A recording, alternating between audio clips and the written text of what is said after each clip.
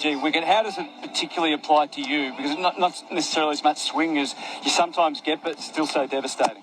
Yeah, certainly haven't seen much swing at all throughout this game. The way we put it last night was if Jimmy's not swinging it here, I certainly can't swing it here, so try and do something else. And we saw a bit of movement off the seam and off the wicket. So, yeah, that's sort of the approach we've taken, is to try and get the ball in the areas where they're going to have to play, or at least bring our catches into play, and that's been without swing, but there's certainly been a bit of assistance off the wicket if you can put it in the right area and bowl the ball you want to. Likewise, if you dig in and happy not to look overly pretty like Marcus did yesterday, you can still score some runs. So we're in a pretty good position, and hopefully we can dominate on that today. It was thrilling yesterday. Good luck for the rest of the season. Thanks very much. Well done. Cheers, guys. Imagine what it would be like to be the centre of all that in the middle of the MCG. Mitch Starc with a big role to play today. The 2 wickets last night, England 4 for 31 when play resumes. SEN Test cricket for Henley, everyday advantage. We don't hide our prices.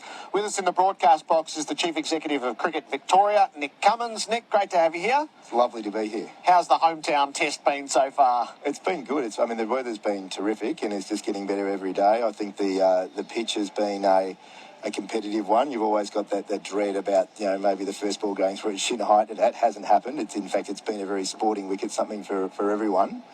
And I think the fans have really got behind it and just enjoyed being out and watching live sport. The pitch has been such a discussion point here for years now, maybe forever. How much do you get involved in that, Nick? With the MCC are the caretakers of the ground, but you're the state authority.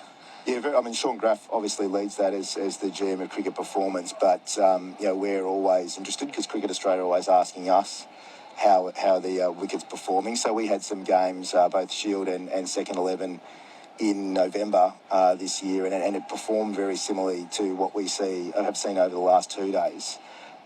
So it was looking very promising, but certainly very challenging, particularly for an opener. Chris Rogers, I was talking to him earlier today, and he wasn't all that excited about this pitch, but I think Scott Boland was. Yes, he was indeed. So what's the future of it? So pitches are never settled. They are living things. There were new pitches that have been built for the future. What's your read on what the future of the test pitches here at the MCG are? Well, I think that, the test a few years ago, which was so widely publicised, was really about a wicket that needed to be refurbished, and that's happened. That was a wicket that I think was about 20 years old or thereabouts, or a wicket block that was. You're right, they're organic things, and they have a personality, which is what makes cricket so interesting, but also so unpredictable.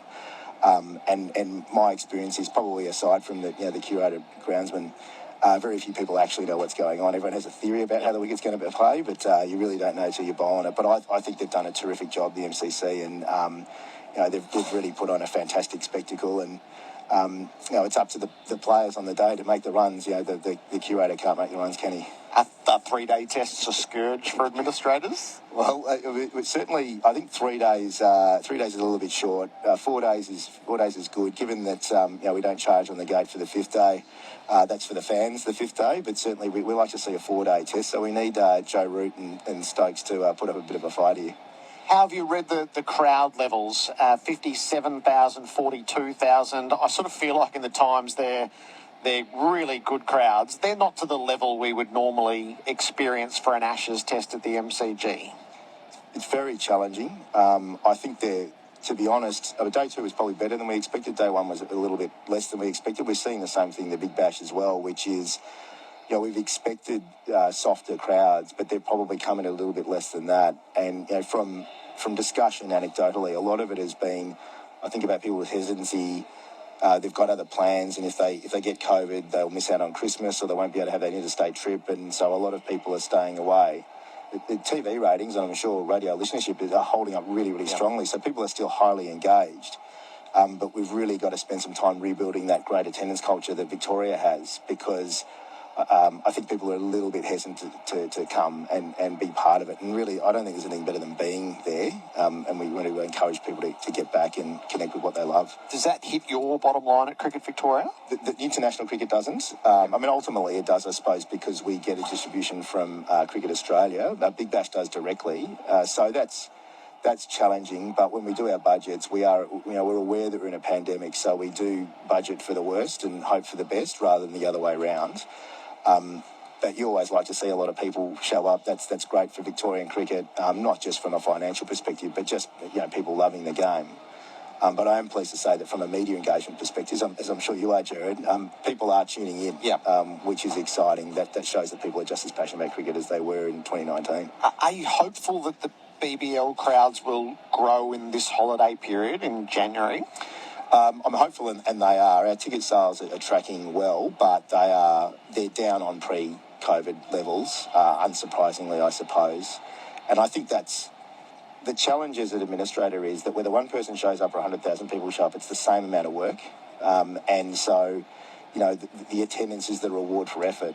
And so sometimes for your team, your event team, your marketing team, if you don't get that number that you wanted, it's sort of like, geez, I put on all this effort and yet this is the reward I get. So I think it's just as much about people feeling rewarded for effort as it is for, having your fans have a great time at the game. Now, notwithstanding the game the other night at Marvel, it wasn't a Renegades home game, but so it's a 9:15 start. I understand why. It's a Perth home game. It's for that television market, but there were bugger all people there. Well, is there what's the point of those games?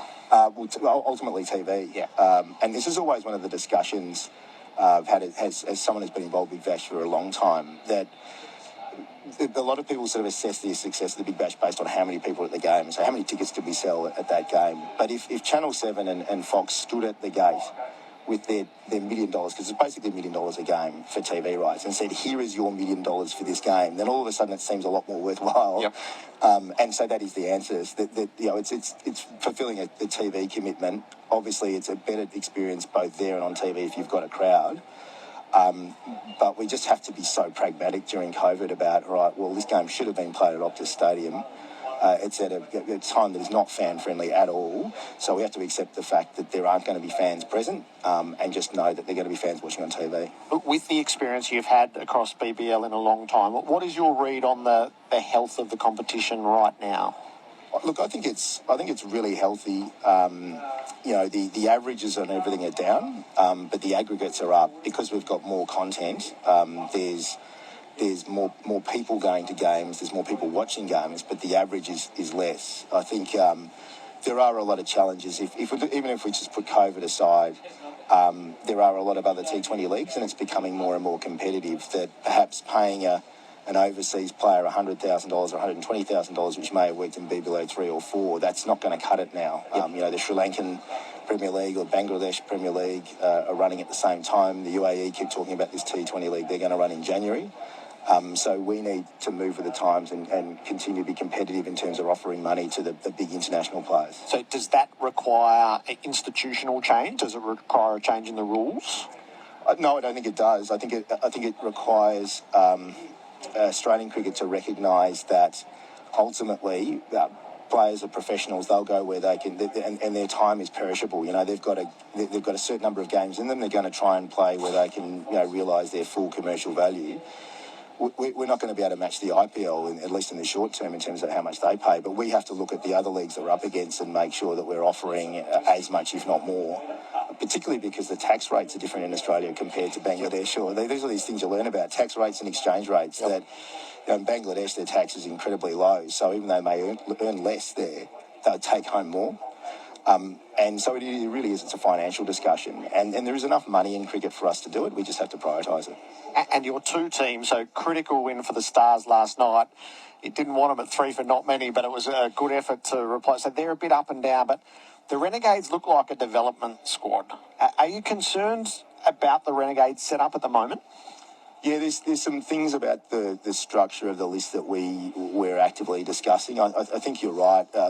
T20 is an old man's game in many ways, particularly batting, and so you don't want to carry too many young players because it puts a lot of pressure on them. I think having Nick Maddinson join the Renegades has really helped in terms of putting a little bit more steel in the batting. But we've got to try and find the right balance there. But I think at the same time, Mackenzie Harvey's starting to perform really well and starting to realise his potential. But maybe a little bit imbalanced, but James Rosengarten, who's a GM there, is working really hard to address that.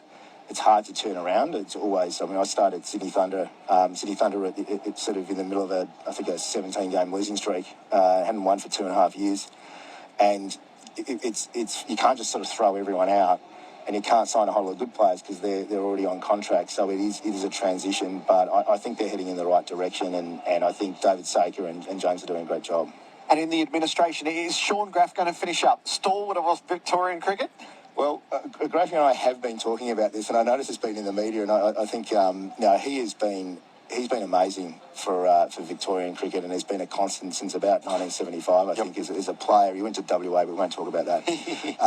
And then his return, his shadow looms large over everything in Victorian cricket, and he's not far where we're talking about what the next steps are for him, but we don't want to lose him to Victorian cricket. He's got an enormous amount to contribute, and he's extremely passionate, but. He's been a fantastic servant, and I don't know someone who knows more about Victorian cricket. It's great for me because he basically knows where all the bodies are buried and what's happened in the past. So he spends a lot of time educating me about why things are the way they are today. So how critical is that role if it is that Sean's going to finish up to fill that role? Absolutely critical. If you think about Australian cricket, you've really got New South Wales, Victoria, probably Surrey and Middlesex is the big sport cricket jobs around the world. So it's one of the best jobs in cricket in the world, and it's an extremely influential part of Australian cricket. Victorian cricket's doing well, and Australian cricket's doing well. So that's a key leadership position in Australian cricket. As we finish, you've got two players involved in this test match. Scott Boland is the most popular man in Melbourne right now. That's pretty clear. And Marcus Harris, tremendous innings yesterday to give himself the rest of the summer, I suspect. Every state wants representation. I guess in Boland there's a lot, isn't there? The Welcome to Country told us that and everything that's transpired. How good is it to see Victorians flourishing in your home test? It means a lot. You only have to see how the crowd reacts yesterday, and thinking back around Merv and Warney. And does take you back, doesn't it? It does. And so, we've got a very proud cricket culture here and a very strong attendance culture. So, and everyone needs to find a connection. And so having Victorians play the Boxing Day Test provides that connection for fans. It shows that it's possible for all of us. You and I didn't quite make it. But some of the kids there and the young, a lot of people would know Scott, know about his journey. Yep. And I think to pick up your question about the Renegades earlier, the flip side of that is we've actually got a really strong cohort of young Victorians that are starting to come through, and I think we'll see over the next 10 years as maybe that New South Wales cohort of sort of the teens of the 2000s as they start to finish up, that actually a lot of Victorians will start to fill those positions, which is pretty exciting if you're a Victorian cricket fan. Terrific. Nick, good to see you. Enjoy the rest of the test. Thank you. Thanks a lot. Nick Cummins is the Chief Executive of Cricket Victoria with us in the box ahead of Day 3. England 4 for 31. Our pre-game show is for the all-new Isuzu MUX. Pete Lalor coming up in the box. He's back at the cricket today as well. SEN Test Cricket for Host Plus. That's a plus. The Ashes on SEN for Toyota Fortune, empowered with the freedom to move, and Host Plus, the industry super fund for all Australians. G'day punters. Freshen up your punting this summer with CrossBet. Bet on all the action from summer racing, the Ashes, the Big Bash, the A-League and more. With great promos and exclusive CrossBet specials, you'll be in the box seat all summer long. Register at crossbet.com.au or download the app today. And remember to gamble responsibly.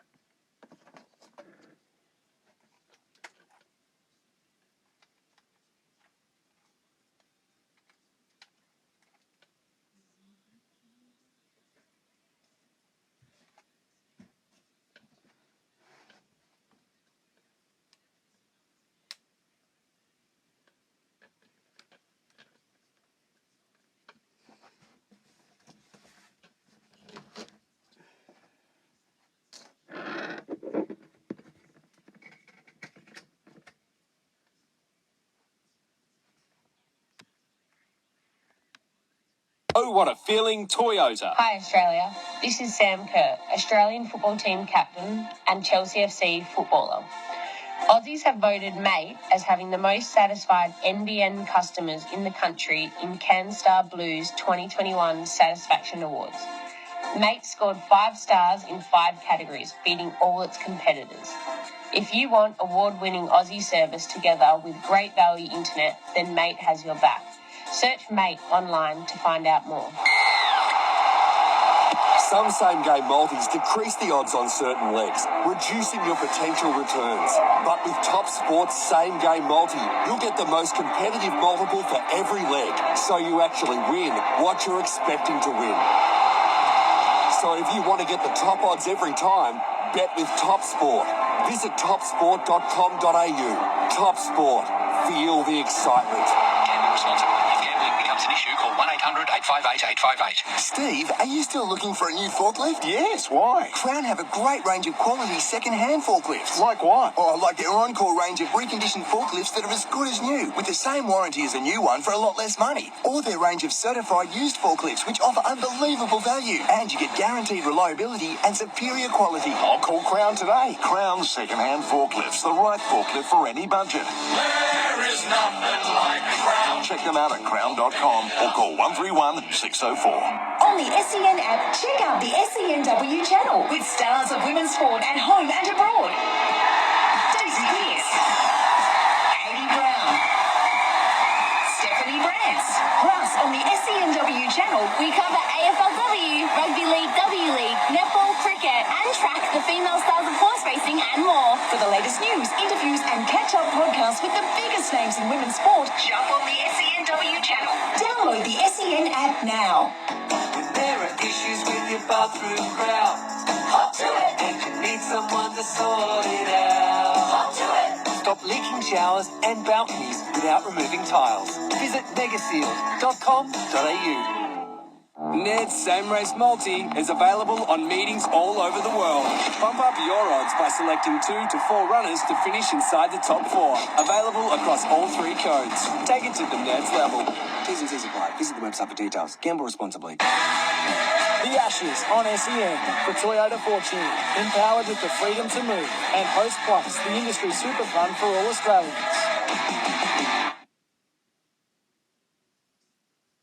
Sport's biggest moments called play-by-play from around the world, right here on SENSA. Making news this hour, New South Wales has seen a slight increase in ICU numbers today. 60 people are in intensive care, 557 in hospital with the virus. The state's recorded 6,062 new cases and 1 death today. It's been revealed hundreds more people have COVID-19 after another test bungle in Sydney. All of the English and Aussie cricketers have returned negative PCR tests, so play will resume at the MCG today. Rules in WA have been extended into the new year, and America's CDC has recommended shortening isolation periods. SEN.com.au Sports next. The SEN SA Open Line. 1300 SEN SEN. That's 1300 736 736. England will resume on 4 for 31 today, trailing Australia by 51 runs on day 3 of the Boxing Day Ashes test at the MCG. Fast bowler Mitch Starc speaking to SEN a short time ago after getting close to a hat-trick late yesterday. I sort of put it exactly where I wanted to, and it almost did too much, so I just wanted to put it in a spot where Joe was going to have to play it, and I did that and didn't quite find the edge. Miss your favourite show? Want to catch up on an interview? Download and listen to every SEN podcast when you want it. Or on the SEN app. Dwayne's World with Dwayne Russell. Hi, Dwayne here. Thanks for listening and giving me a call on Dwayne's World's Open Line in 2021. I can't wait to do it all again in 2022. Have a safe and happy holiday period. I'll be back with Midday Madness, taking your calls, 1300 736 736. Put that number in your phone. You call, you get on. That's the Midday Madness promise. I'll catch you for Dwayne's World next year. The SEN SA Open Line. 1300 736 736. Lauren X Cleaning, keeping South Australia's leading businesses super clean. Google Lauren X Cleaning today.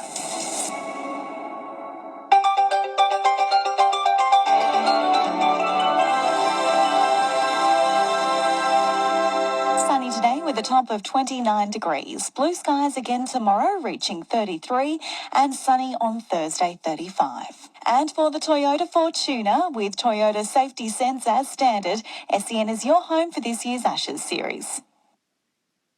The Ashes on SEN. For Host Plus, the industry super fund for all Australians. That's a plus. It is the most glorious day at the MCG. Not a cloud in sight. The flags are limp. It's a perfect day for sitting and watching great cricket. The big question is, how much cricket will we actually get? England resuming at 4 for 31, still trailing by 51. Joe Root will resume on 12 and Stokes on 2. So much on their shoulders. It's our pre-game show for the all-new Isuzu MUX. Adam Collins is with us for Anaconda. Play more, pay less with Anaconda's 10% price beat guarantee. And so is Pete Lalor, back in the flesh with mask and glasses and everything on there. Pete, great to see you back at the MCG. Hey, it's great to be back. Mate, was I mistaken this morning? But I reckon this stadium was still trembling as I approached it at 7:30 this morning. Now, people often tremble as I approach, but it's just the excitement of that last 60 minutes last night. That was as good a sporting spectacle as you would ever witness. That was cricket meets footy finals, you know, just the passion of that crowd. And I was cursing that I could not be here, but in a way, I had quite a good vicarious experience because I had it on the television, of course, listening to the SEN commentary. Of course you were. And and Seven's commentary. You're a very bad liar, Pete. But when the Stark gets the second wicket of what could have been a hat trick, the DRS review plays, the tension rises. But all I hear from like 100 metres down the road is this roar in the stadium. Just sounded so good. Brought back so many MCG memories. You guys have both travelled the world a lot, watched cricket in a lot of places. So how does this compare? Listening to Mike and a few other of the BBC guys talk about it, they were in awe of it. How does it compare to other venues when you get a potentially similar type of tension from Test cricket? I think it's different because the MCG brings a different kind of audience. It is a crowd that knows how to get up and about from footy, really, and it translates through to cricket. So, yes, you might get the Holly stand going bananas at a test match at Edgbaston, but it's one portion of the ground making all the noise, or the majority of the noise. This is cliched as it is, a coliseum. It comes from all corners, and just the way that it's built and the energy that it provides. I mean, I agree with you, Pete. That was every bit as good as a footy final that was closely fought last night, if not better, like grand final day even. Yeah. And, you know, that's what Test cricket brings. Kat put it well on the call yesterday. Test cricket is what you get that from. Not limited overs cricket. It's this form of the game with so much tension, history baked into it over many generations. And there's something, the Mitch Stark moment was a great one in the World Cup, but it was still in the daylight. There is something about, even though it was a bright day and it was only partially in shade, there is something about that time, that witching hour time of the night. Yeah, absolutely. It's the awkward hour, and you could see those events unfold, couldn't you? You're right, Kyle. I think that Coliseum cliche is correct about this, and that's what's great about this ground, but it's also its greatest weakness. You actually have to have people in this ground for it to be good. But when people are in this ground, there is nothing comparable. I mean, Sydney and Adelaide, they have that sort of bucolic cricketing nature. And don't get me wrong, when Steve Waugh makes that 100 at the SCG, and the ferries sound their horns, or whatever ferries have. They're amazing events, but the MCG's just got it on that next. It's stadium rock, you know. It is. That's a great way of putting it. How are we going to look at the legacy of Mitchell Stark when he eventually is finished? Where's he going to sit? Because he's a hard one to actually put a finger on. I saw someone tweeting last night that he's going to go down as the equal of Dennis Lilly, the greatest Australian bowlers. But I don't think in our hearts he'll be that. But how are we going to assess him?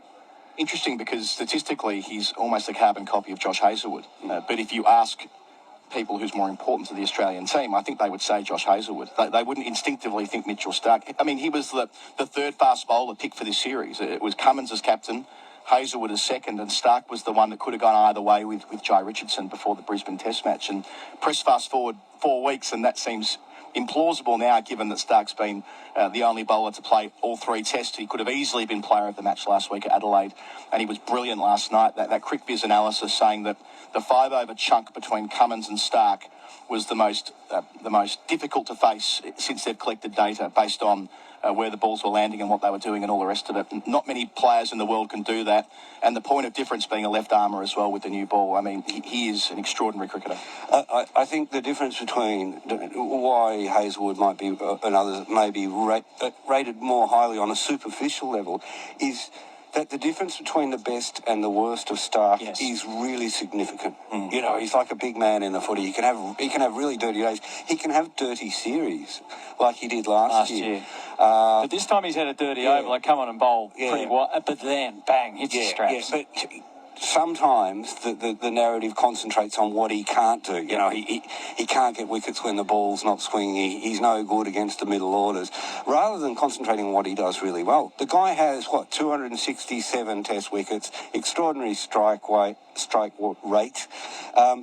He will be remembered as a champion because I think when we review things in our mind, we remember the highlights. And now this series here, it's not quite Mitch Johnson 2013-14, but there is a sense that this is the series when he's underlined his importance and he's actually grown a leg.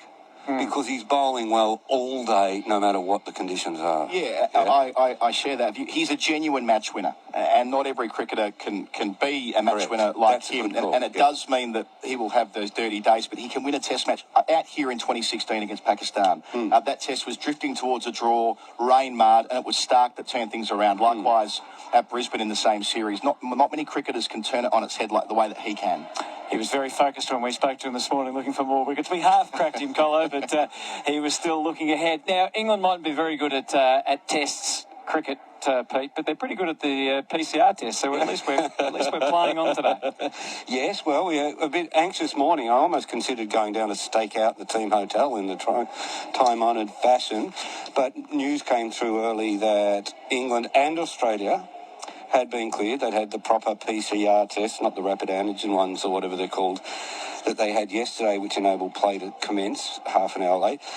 There were some anxious moments there. Yesterday we were told that there were 4 people in the camp, 2 staff members and 2 family members. We know with this virus how quickly it spreads. Once that gets into the playing group, that's trouble. Playing groups share confined spaces. Once one player gets it, a few players are going to get it. It's pretty quickly your team can be wiped out. We saw that earlier this month with the Pakistan-West Indies series where there weren't enough players to continue for the West Indies in that series, so they had to come home.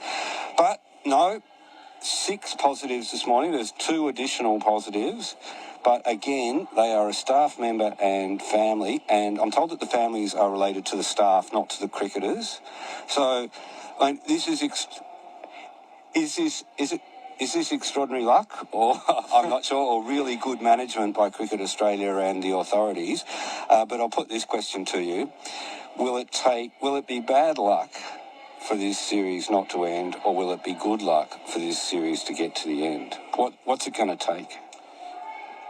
I still think the latter. Not because there won't be any great will to get it to the finish line. Clearly Nick Hockley, when he spoke to Gerard and Hudson a couple of days ago, they want this to reach Sydney, then Hobart. But if there had been a positive test in the England camp, and I think when the England press pack woke up this morning, they were surprised to see negatives all around. The knock-on effect, as you point out, Pete, the implications for one positive test inside the playing group are pronounced, given that England, sure, they've got 15 players in Australia in the Big Bash right now, but their test squad, how they would replenish that, it's hard to quite work out whether they would consent to such a thing in that event. So, look, a lot needs to go right. 3-0 down. Especially if it's 3-0 down. But in saying that, England experienced the rough side of this when India went home prematurely back in September. So their determination will be there to finish it, but how they get there, it's difficult to see that there won't be some slip up at some point. Yeah, I think we've had those warnings, haven't we? We've lost Cummins. It was only by luck that Lyon and Stark weren't taken out in the same incidents. It is only luck that the 6 people who've tested positive in that England camp are not. Similarly, by the grace of God, we exist in the commentary position at the moment. But anyway, we're all changing our behaviours, and I've only just realised that I did the first 3/4 of this with the mask on. I did actually say that to you at the start, but you obviously didn't realise that. I never listened, Hutto. No, I did actually work that out pretty early in the piece. Joe Root. he's carried such a big load, and it looks like it's heading yet the same fate that so many England captains and other teams that have come to Australia, the same fate. What happens if they go 3-0 down? Does he just play out the series and then a change is made? What you both got thoughts? Yeah, well, Colo, you kind of live a lot of your life behind enemy lines and probably have a better line of sight on this. But I'll say, even before this, I reckon even in the first test I was writing, these tours are captain killers. Captains struggle to survive Australian tours in circumstances. Well, that was even back then, like this. And this is his second. This is a dead man walking. Yeah, and he survived the 4-0 defeat here 4 years ago because he was new to the job. He's not new to the job anymore. He's only the second England captain to take the team out to Australia twice. A.E. Stoddart back early in the 20th century was the only other. So it gives you a sense of his longevity in the job, even though he appears like a young man. I think so much hinges on today. Remembering there's this broader dissatisfaction in England about the administration of the game. Rightly or wrongly, there amongst fans and counties and stakeholders at the ECB, they are baying for blood. And therefore, if he's going to be the single point of focus on this, and they do get pumped today, and look, there's every chance of that, so much will hinge on Root himself batting all day and maybe breaking a few records along the way. Well, we need to away, Pete. But, I've got more to say. Well, you'll have to say it a little bit later. Okay. That's okay. And remember to put your mask back on when you're leaving. Thank you. Pete Lalor joining us from the Australian part of our pre-match here for the new Isuzu MU-X. Kyle will be with us through the day. Our pre-game continues. Both of those gentlemen for Anaconda. Play more, pay less with Anaconda's 10% price beat guarantee. We are 15 minutes away from the first ball being delivered, and we're back at the G in a moment. The Ashes on SEN for Toyota Fortune, empowered with the freedom to move, and Host Plus, the industry super fund for all Australians. G'day, Merv Hughes here. Summer is here, and that means two things. Our big Pleistocene on the pitch, and your car's aircon needs to be on top of its mark. Your off stump will be blown away by the aircon service at your local Repco authorised service centre. Their fully qualified mechanics will keep you cool all year with a comprehensive service on your car's aircon system, no matter what you drive. Book online today at repcoservice.com. G'day landscape gurus. Want something to make you look even better than you already do? Install Rainbird's Arvan rotary sprinkler nozzles. They're designed to improve water efficiency, throwing the right amount of water effectively and getting the best results from your lawns. You can have a green lawn in no time. Don't believe me? Just look at the MCG's outfield. Smooth and pristine green. They installed Rainbird. So install Rainbird's Arvan rotary sprinkler nozzles. Rainbird, the intelligent use of water. Learn more at rainbird.com. You don't have to head south to taste your way around McLaren Vale. Just head north to your pals. Sam and Jamie from Parafield Airport Liquor Store know every drop on the shelf. They can guide you through the McLaren Vale region all under one roof. Whether you're a weekend sommelier or just know you like reds, talk wine with your pals and they'll introduce you to their best McLaren Vale pals. Parafield Airport Liquor Store.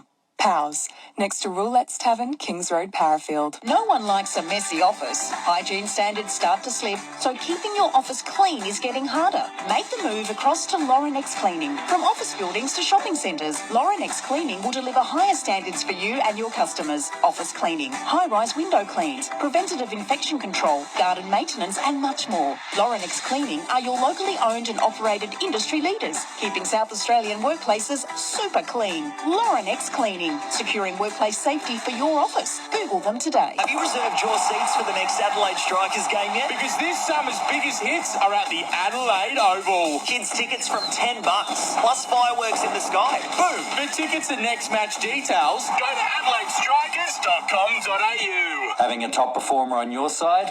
That's a plus. Host Plus, an industry super fund. General advice only. Consider the relevant Host Plus PDS and TMD available at hostplus.com.au and your objectives, financial situation and needs, which are not accounted for in this information. COVID-19 vaccination boosters have now been approved for everyone 18 years and older. A booster dose increases your protection against becoming very sick or dying from COVID-19. Boosters are available through your GP, pharmacist or other healthcare professional. Help keep yourself, loved ones and your community protected. Book your booster at australia.gov.au. Authorised by the Australian Government, Canberra. Didn't get the gifts you wanted? Then tee off at the Drummond Golf Boxing Day sales with great savings store-wide. Tailor-made V3 soft golf balls 12-pack now just $22. Save $17.95. But hurry, Drummond Golf's Boxing Day sale ends soon. When you call the Gambling Helpline, life-changing advice and guidance is there for you. 1-800-858-858 is the number to call. Support for anyone affected by gambling is available. Private and confidential. Make the call today. The Gambling Helpline. Phone 1-800-858-858. G'day, Alex Carey here.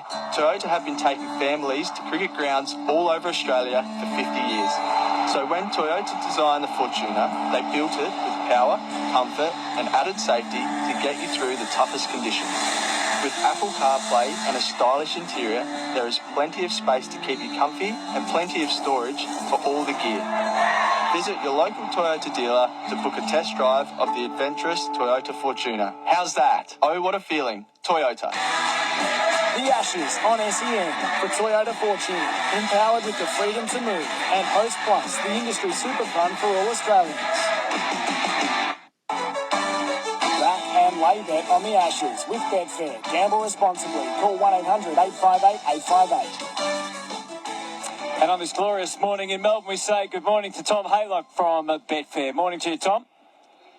Great to be with you again, Hutto and the team. Another day and another Australia dominance. Australia are firm favourites on Betfair at $1.07. You can lay them at $1.08. If you think England can put up a bit of a fight, maybe lay Australia at $1.08 and take a bit better price later in the day. England $15. The draw. Name your own price at $230 currently. $32.5 million matched on Betfair. The Big Bash is going strong as well. Plenty of other markets. Head to betfair.com.au and don't forget to gamble responsibly. Thank you, Tom. Betfair is the home of back and lay betting on the Ashes. You can check out all the markets online, but as Tom said, make sure you gamble responsibly. Call 1-800-858-858. So England to resume at 4 for 31, still trailing by 51 runs after the drama of last night, losing Crawley for 5, Hamid for 7, Milan for no score, and Leach, the night watchman, also for no score, with Boland and Stark ripping through. Root is 12 and Stokes is 2. England to resume, trailing by 51 at 4 for 31. And Chris Rogers joins us with his view on, well, first of all, last night. We sat here last night. It was interesting to hear Atherton say that how absorbed he was in it, and he wanted to be out there, even though he didn't guarantee he would have survived too long. It looked hard work out there for the top order batters for England. I mean, I think this pitch is offering enough for the bowlers, and Australia bowled beautifully. They had their tail up and were bowling fast. There was some sideways movement. And, I mean, that one over there from Mitchell Stark, that was incredible. Nearly to get that hat-trick. It was so close that, the crowd, the sound from there, the noise was unbelievable. And then that was actually topped by the over from Scotty Boland, wasn't it, when he got his first wicket, but that second wicket to hit the top of Jack Leach's off stump. What a moment that was. Yeah, it was a special moment. Will it be just as difficult today? Or not? Just the overnight, the fact that it's that start of a day and it's daylight. There's not that intensity, that build-up that you have through the day. How different will it be?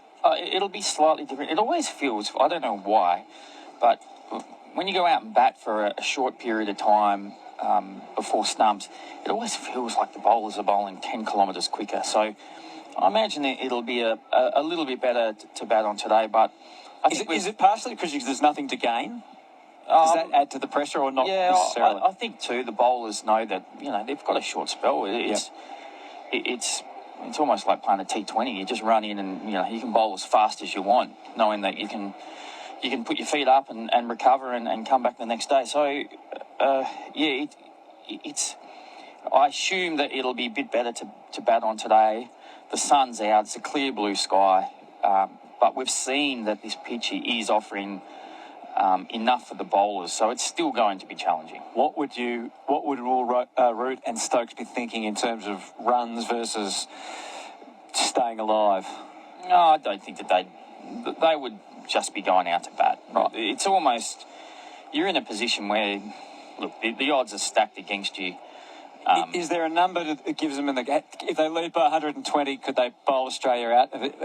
What have they got to get to have a chance? Oh, I would say they've got to get 200 in front. 200 in front. Yeah, it's still, it's not impossible and to bat on. It's tough, but I would say they'd have to get 200 in front. And so from a batting point of view, you get that's so far away.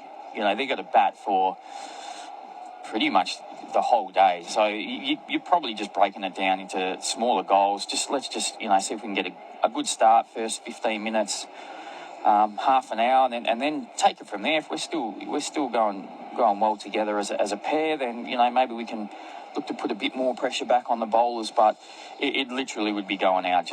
I'll just look to bat and bat the way that I like to bat. Yeah.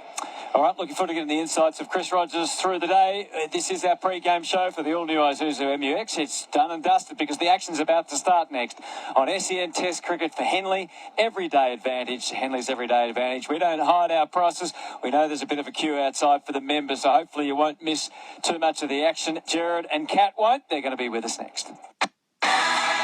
The Ashes on SEN for Toyota Fortune, empowered with the freedom to move, and Host Plus, the industry super fund for all Australians.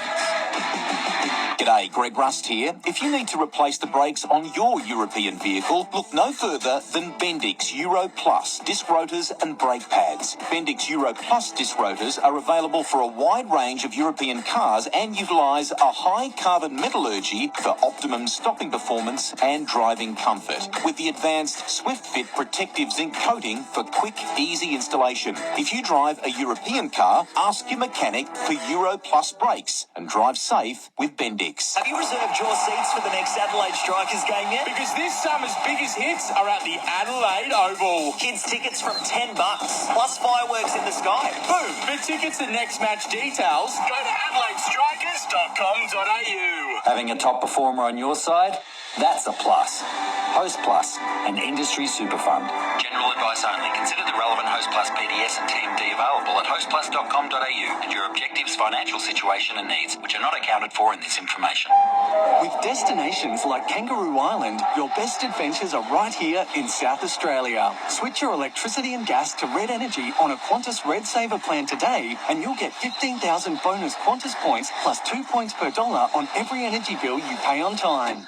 Switch on to Red Energy now on 131806 so you can switch off on a South Australian holiday later. Residential customers only. Eligibility criteria and conditions apply. Basic plan information documents available at redenergy.com.au/BPID. For 30 years, Radel's been supporting Aussies by providing health products from naturally derived ingredients to enjoy summer with health confidence. Radel, the brand of choice by Mitchell Stark and Elisa Healy. Radel.com.au. Hi, Shane Heel here. Catch every game of the NBL live on ESPN with KO. This will be the biggest season yet with the return of NBA superstar Matthew Dellavedova. Even LeBron loves Delly. I love Delly. What he brings to our team is just brings toughness and grit. There's also NBA stars in the making with Osman Dieng and Kai Soto. 7-foot Chinese giant Joe Chi and the LeBron of the NBL, Bryce Cotton. The NBL is here. Watch every game live on ESPN with KO. If you have a family member that is currently troubled by or addicted to gambling, there is help for you. Call the Gambling Helpline on 1-800-858-858. Life-changing strategies to support your loved one are available. Find out more at thegamblinghelpline.org.au. Nothing says Aussie summer like listening to the cricket with an ice-cold Bundaberg ginger beer. Bundaberg ginger beer is a true blue brew. A quintessential classic, craft brewed over 3 days using real Aussie ginger and a traditional family recipe, which has been perfected over 4 generations. Treat yourself this summer to the great Australian brew, Bundaberg ginger beer. Toyota's been driving off-road in Australia for over 50 years. So when designing the Fortuner, they built it with a powerful turbo diesel engine to get you through the toughest conditions. And even gave it a stylish interior and 7 spacious seats to keep you comfy whether you're off-road or on one.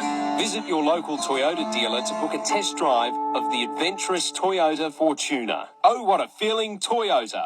Serious outdoor work requires serious outdoor tools. And this season, Makita is helping you rule the outdoors.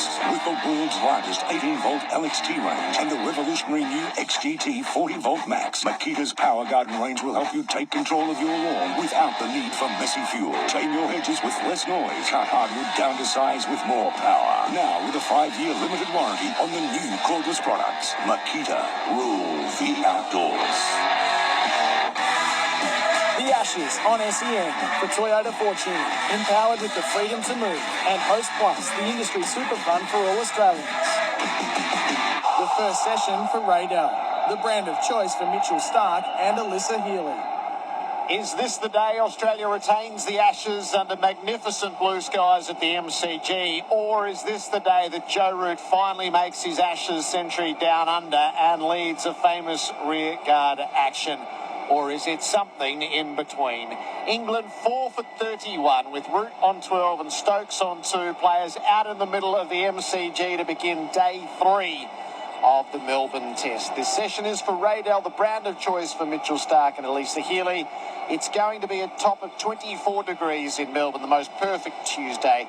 The weather for Rainbird, smarter irrigation, the intelligent use of water. Simon Katich, I wonder what lies in store. Good morning, Gerard, and good morning to all our listeners. It is intriguing. I guess the biggest question is, how's this MCG wicket going to behave? I mean, the ball's only 12 overs old, so it's still very new. But if England win the first half an hour, it will settle the dressing room. The day 3 crowd wants in on last night's action. Mitch Starc opens up and he bowls to Root, who drives away to mid-off. He won't get a run. It's a big start from Joe Root. He liked what he saw there from Mitchell Starc, and he's straight into his work. It wasn't quite a genuine half volley, but he hit it just wide of mid-off. I think it's Marcus Harris there. It is indeed. He tumbled to his left and stopped it nicely. Oh, no, I beg your pardon, it's Travis Head. Marcus Harris is over its mid-wickets. 3 slips and a gully in place from the southern end of the MCG. Starc left arm over the wicket, bowling to the right-handed Joe Root, who's in behind and beaten past the outside edge. And that's the one concern that we've seen for Joe Root in this series, that he likes to feel bat on ball. Even that first ball is a bit of a snapshot into his mindset. It's almost like, I'm going to be ready to go here, and if something's in my area, I'm going to pounce and try and score.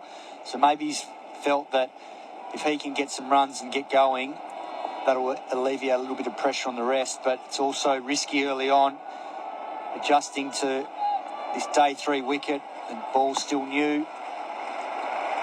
Root taps down upright in his stance.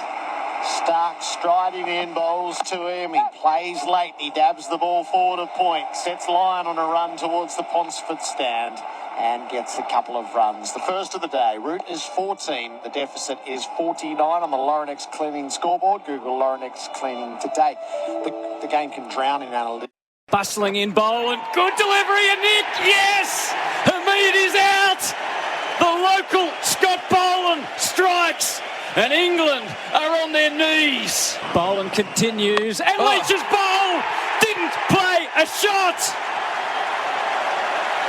And Scott Boland is mobbed.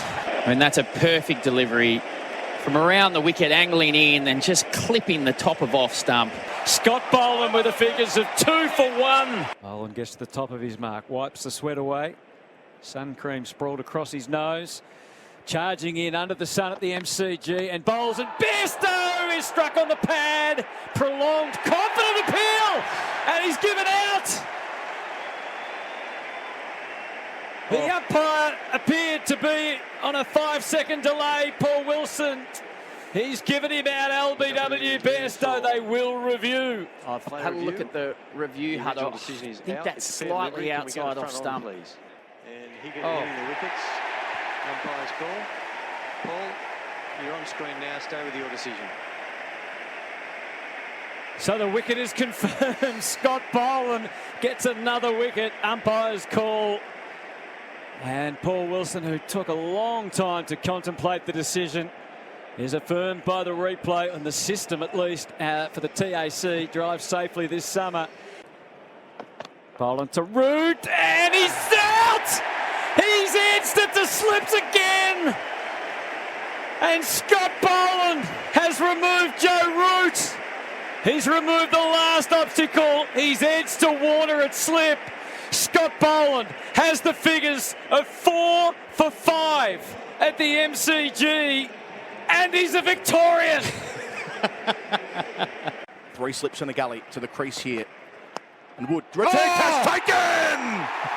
Boland has 5 for 5! What a moment on Test debut at the Melbourne Cricket Ground. The return catch, low and to his right, he made no mistake. England, 8 for 65. Wood gone for a duck. England well on their way to losing by an innings. This is unbelievable. Boland again, bowls here to Robinson. Edged and taken! Oh, Scott Boland, it's a movie script. He's got 6 for 5. England, a 9 for 65. They are careering towards one of the most humiliating defeats in Ashes history. Cam Green looking to finish the deed. Anderson in his sights. He bowled him! The Ashes are retained in 3 tests. An annihilation at the MCG. Cameron Green gets the last wicket, but it is the debut of Scott Boland that will echo through Ashes history. Unforgettable stuff. Australia rampant and dominance. England crushed in a manner that you could barely imagine. All outs on the morning of day 3 for a miserable 68. The MCG crowd has had so much to savour, and now the trophy will be lifted in front of them. Anderson the last to go, clean bowled for 2. Mike Atherton, Damien Fleming, it's done. The deed is done. Yeah, I mean, the early signs from England were quite promising. Stokes and Root played some shots earlier on, and you thought, wow, you know, this could be the partnership that, you know, can get Australia batting again and chasing a small total. But once Stokes was dismissed, it was really a procession. And then once Scott Boland got the ball, he looked unplayable today and ripped open this test match in the second innings. But well done to the Aussies. Well done to Pat Cummins back in the team. He did probably the most significant achievement was winning the toss and having that opportunity to bowl in these conditions. But unrelenting from the Australian fast bowlers and another very disappointing effort from the English batting lineup.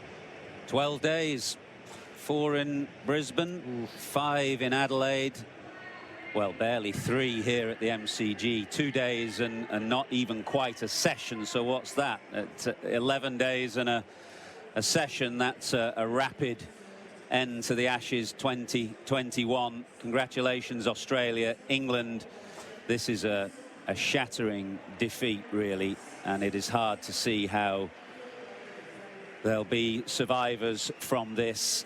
There's a lot of thinking to do and a lot of hard work to get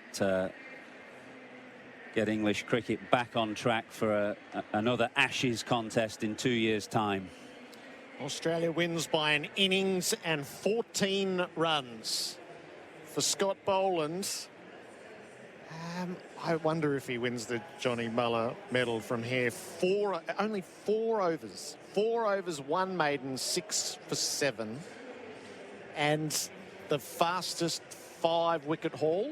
Yeah, the fastest 5-wicket haul in Ashes history in 19 deliveries, equal with Stuart Broad from 2015. Stunning. Amazing. Absolutely stunning. What a day for him. It's going to be a day he will never forget. Both last evening, when 40,000 here at the MCG rose to him, and then this morning, he'll wake up, he'll rub his eyes in a minute and think he's been dreaming it. Yeah. Quite incredible scenes. And a great day for him, a great day for Australia. So the bowling figures: 4 overs, 1 maiden, 6 for 7, Scott Boland. Mitch Starc, 10 overs, 3 maidens, 3 for 29. Cam Green, 3.4 overs, no maidens, 1 for 8. Pat Cummins, 10 overs, 4 maidens, none for 19. In the way that it happened today, Stokes bowled Starc for 11, 5 for 46. Bairstow, LBW Boland for 5, 6 for 60. Root caught Warner bowled Boland for 28, 7 for 61. Wood caught and bowled Boland for 0, 8 for 65. Robinson caught Labuschagne, bowled Boland for 0, 9 for 65. Anderson bowled Green for 2, all out 68. Butler not out 5. It's head spinning stuff. It is both the scale and the manner of the defeat, really. It's a whopping defeat by an innings when you think that Australia themselves didn't make 300.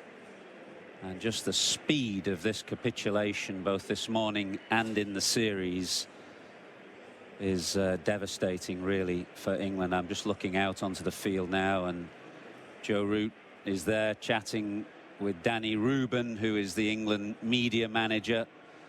And these are very difficult times for a beaten captain. There'll be an inquest after this, and Root will have to face up. If you remember 4 years ago at Sydney, he didn't make the post-Ashes presentation because he was lying on the physio's bed in the dressing rooms at Sydney. It was 44 degrees, if you remember that day, and Root was just dehydrated. He'd just come back from hospital, but he'll have to face up to the music after this defeat this morning, and it won't be easy for him. The celebrations around the MCG, so the Australians have headed toward the southern stand, where the stronghold of far more than 30,000 people who gathered on this day to see it, this Tuesday, to witness history.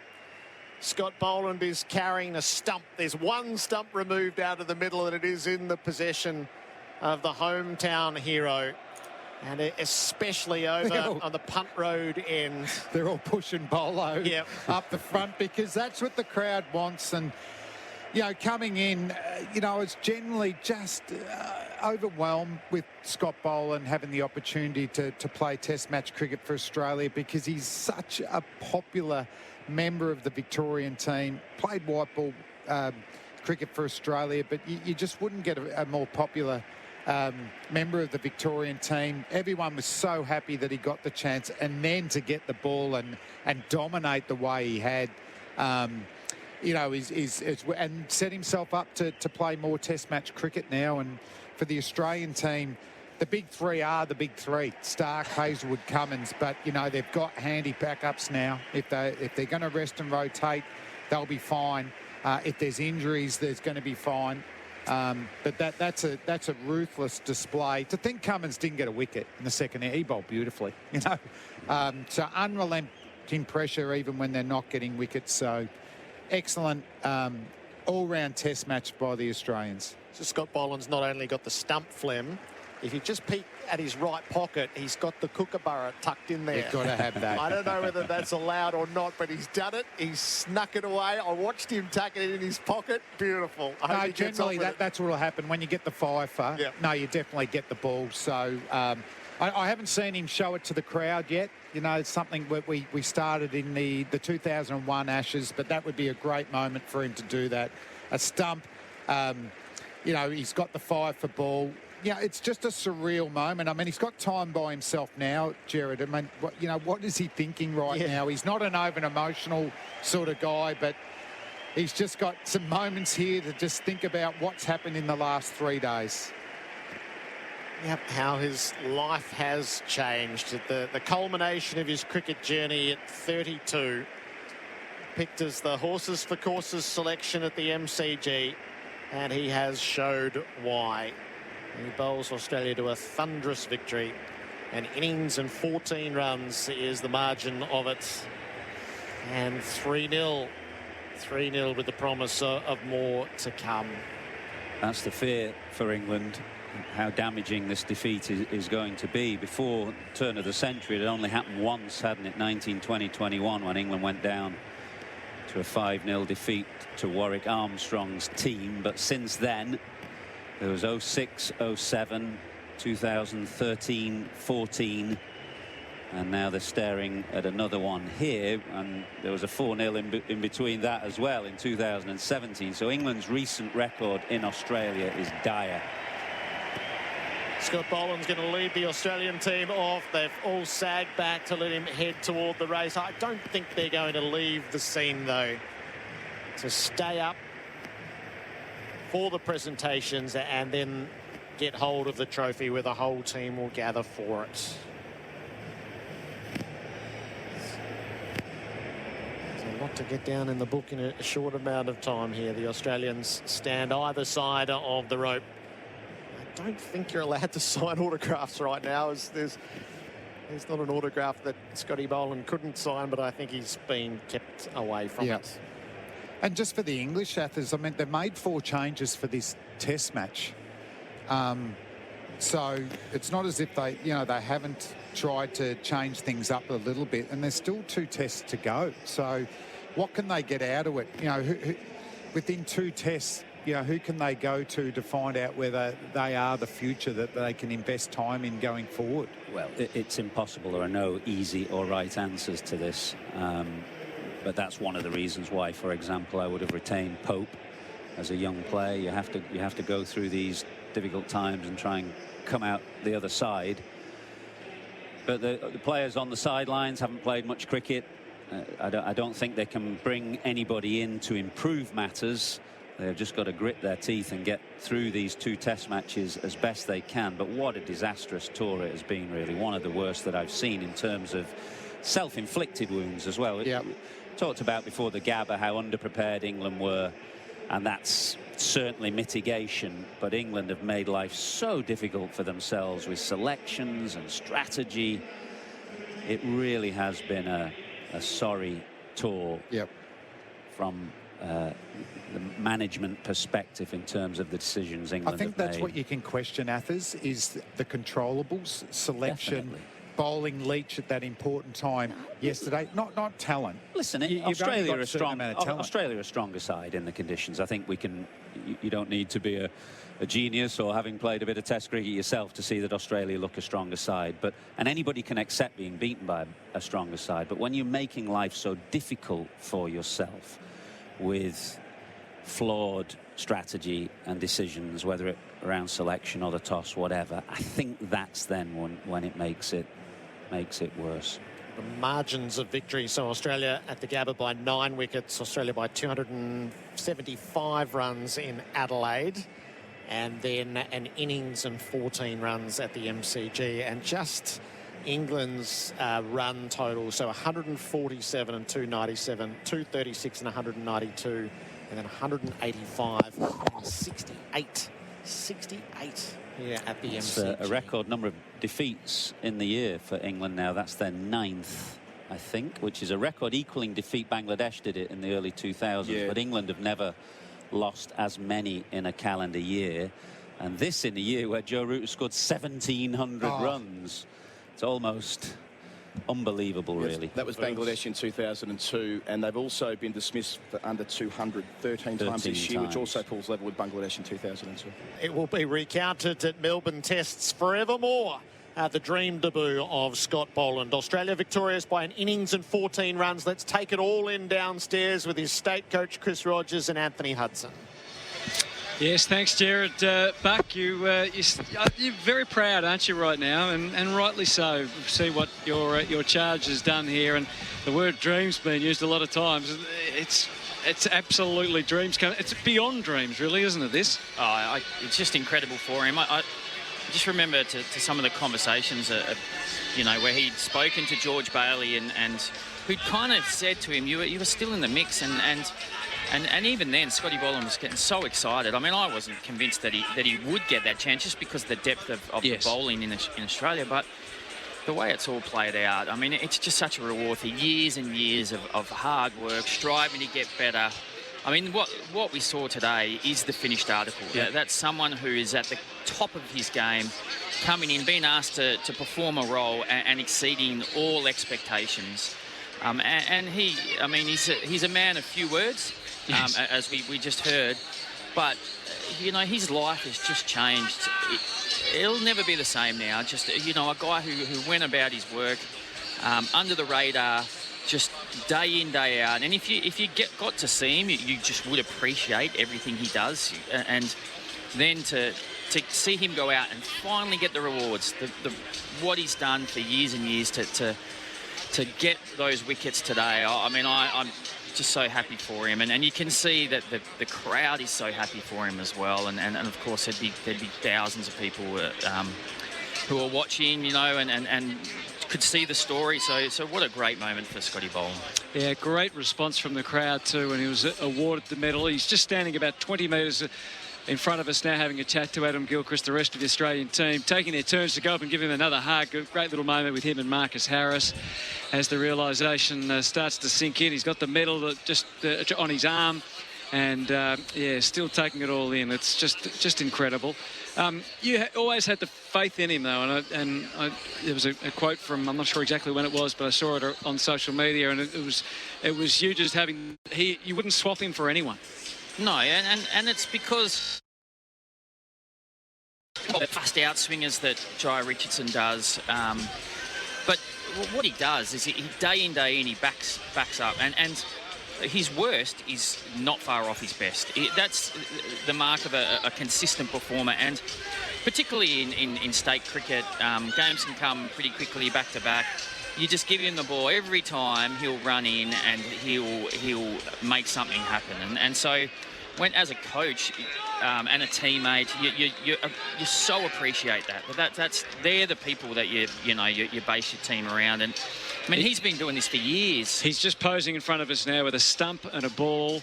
And the medal. I don't think he knows what's going on. No, there's photographers everywhere. Pat Cummins has come across to join us. Paddy, congratulations. We were just talking about the man of the moment, the man of last night as well.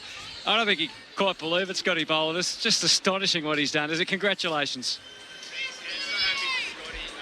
First order debut in front of his home crowd here in the MCG. It's a goal like the ads. I mean, we're not overly surprised, but I think we're surprised in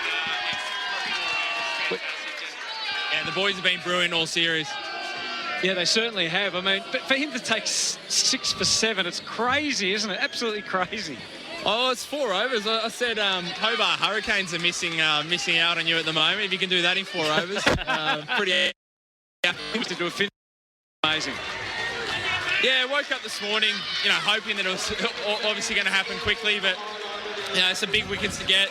Day 3 is normally a pretty good day to bat here, but I think the curators have done a great job. The ball feels like it's seaming around the whole game. It's tough work. 267's probably a pretty good score looking back on it for us. So really happy we get it done this morning. A little bit surprised, but what a great feeling. Pat, what's been noticeable is I think the tactics that you've used as captain with the ball in hand, for instance, using Mitch Starc sparingly up front and then using him against the middle order. Is that something that you're bringing in, or is it working with the coaches, or how's that played out? Yeah, everyone coaches, myself, but also chatting to Starkey as well. I think as well having that extra fourth bowler in Greeny gives us a bit more, ball his swing. As soon as there's not a lot of swing there, you saw today he's so dangerous at just angling across, tipping it across. So he's really bought into that, and I think he's just gone to a different level this summer. And the side seems to be growing. I mean, it had challenges against India last year. What do you think are the keys for why that's happening? Yeah, it's hard to put your finger on it. I think everyone's really owning their own game, and I think just about everyone's gone to a different level this summer. I think we've got 7 players in the top 10 in the world. 4 batters, 3 bowlers, and probably in the past we've had games where the batters have performed and us bowlers haven't backed them up, or vice versa. Just seems like everything's clicking here. I think we've been a really tight squad for a few years, so. Yeah, I think a combination of all those things. I don't think you can discount the 3 or 4, other people that have come into the squad who weren't in the original 11 as well, pushing for spots. It's all added up to a really exciting, 15 or 20 guys you can pick at the moment. And yourself, finding the pressures of captaincy, how have you dealt with that? Look, I think it's probably going to get tougher. So far, everything's been pretty smooth sailing, but yeah, I've enjoyed it so far. Winning games, having everyone performing makes my job a lot easier. But I've loved being out there. Scotty, a debutant, being able to work with him. Cam Green, still young. I love talking to those guys when they're on to bowl. You didn't get any wickets in the second innings. Will Captain Cummins have a word to Bowler Cummins about that? Well, Jai's coming off a fiver as well. We've got Hazelwood back. I might be in strife for next test. How do you go picking the team for the next test, presuming it's going to be in Sydney? And pretty hard to drop Scott Boland. That adds to the story of what he's done, because there was every chance that, who knows, might have been his only test match. But pretty hard now, isn't it? Yeah, well, I think he's got a job for life here at the MCG now. Yeah, it's going to be a tough one for the selectors. I mean, it's a very good problem to have. Yep. I think, this week I felt a little bit for Nessa. We know Scotty was going to come in and do a great job, but it's hard to look past someone like Nessa, who bowled well last week as well.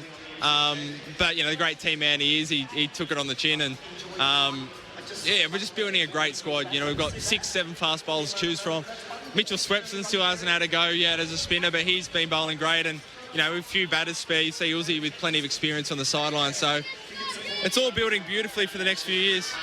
Are you going to now take the new ball? We'll see. There'll be times where I will, for sure. If there's a gusty wind, maybe not. Just finally, Gilly asked you this question, but you've captained Australia to an Ashes victory now. You're standing there in front of us with the baggy green on. How does that feel as that sinks in?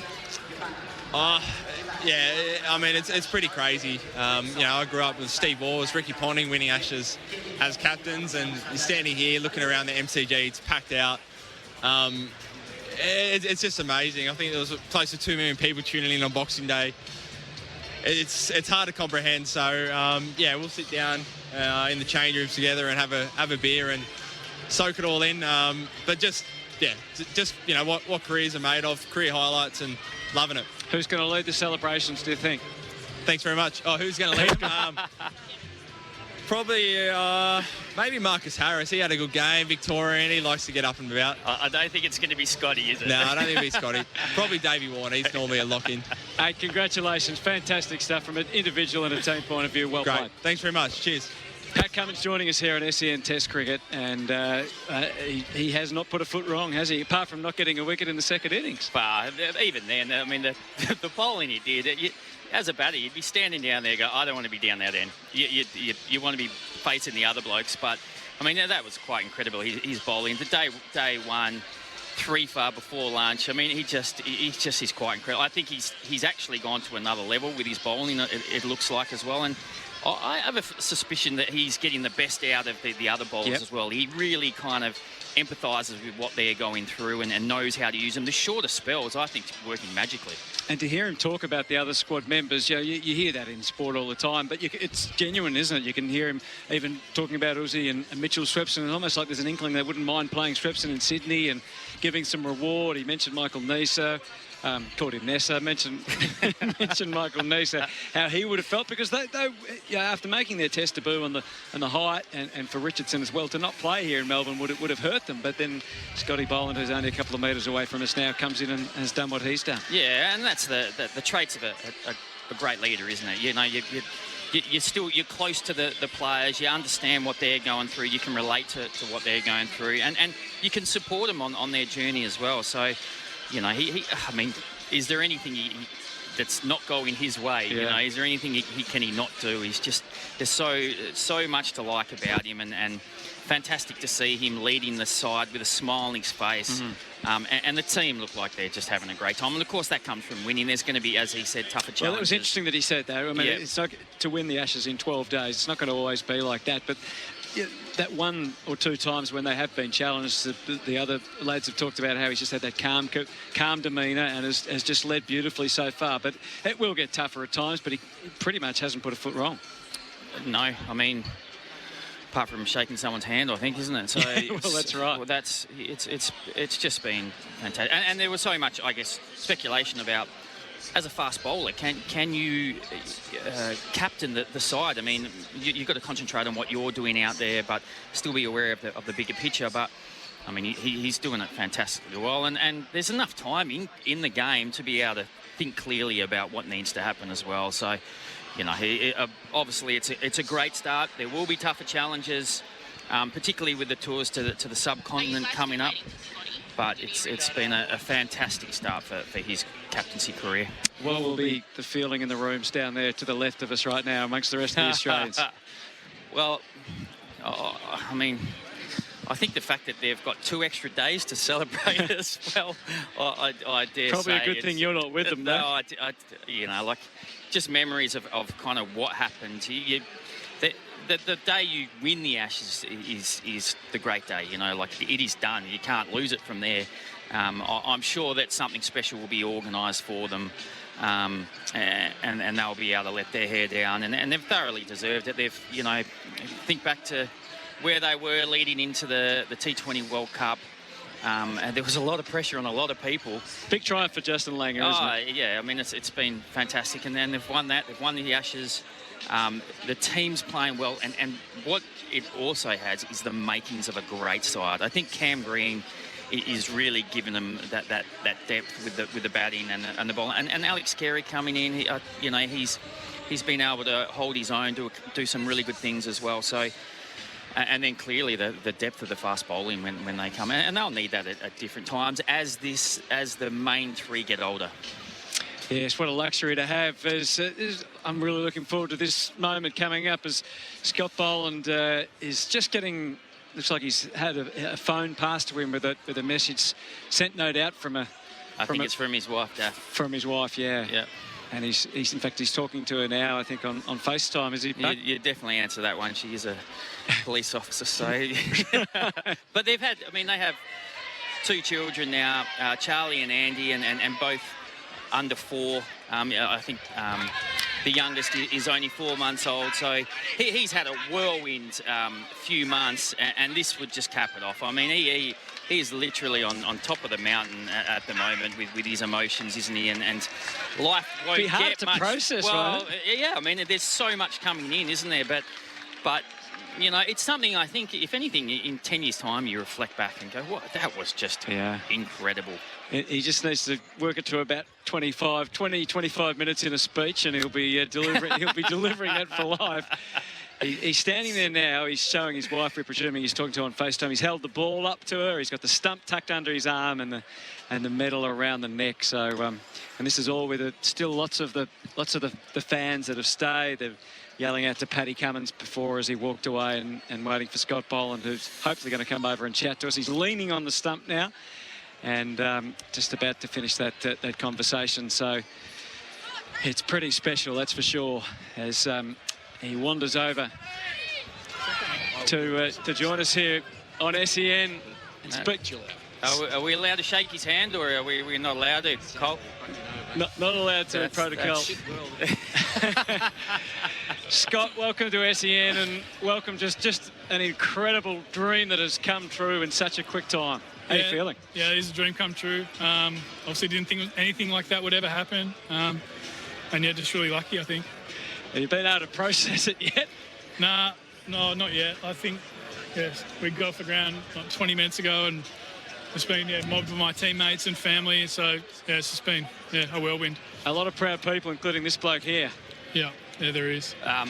Scotty, I guess, you know, I can remember back to kind of conversations in the winter where, you know, George Bailey would call you and say, look, mate, just hang in there. There might be an opportunity coming your way.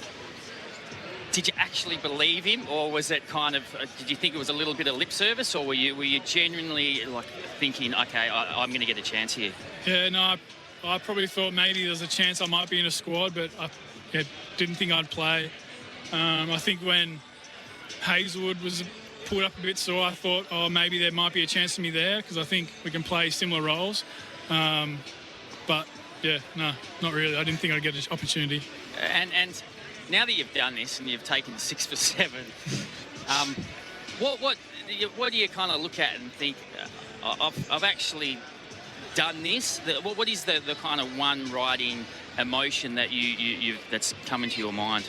Probably the amount of work I've done over the last 6-7 years that I can actually, like, it works. I didn't have to change anything when I got to the crease, and so the stuff I've done in the pre-season for the last 4 or 5 years about trying to be really strong and fit at the crease and doing work on my action, I think it's just all paid off today. And last night, I mean, given how many times you've toiled away here in shield matches at the MCG with the smattering of people here, last night it was the MCG at its very best. You come on, you get 2 wickets in an over, you follow up this morning, massive crowd, people still standing around looking at you now. How take all that in?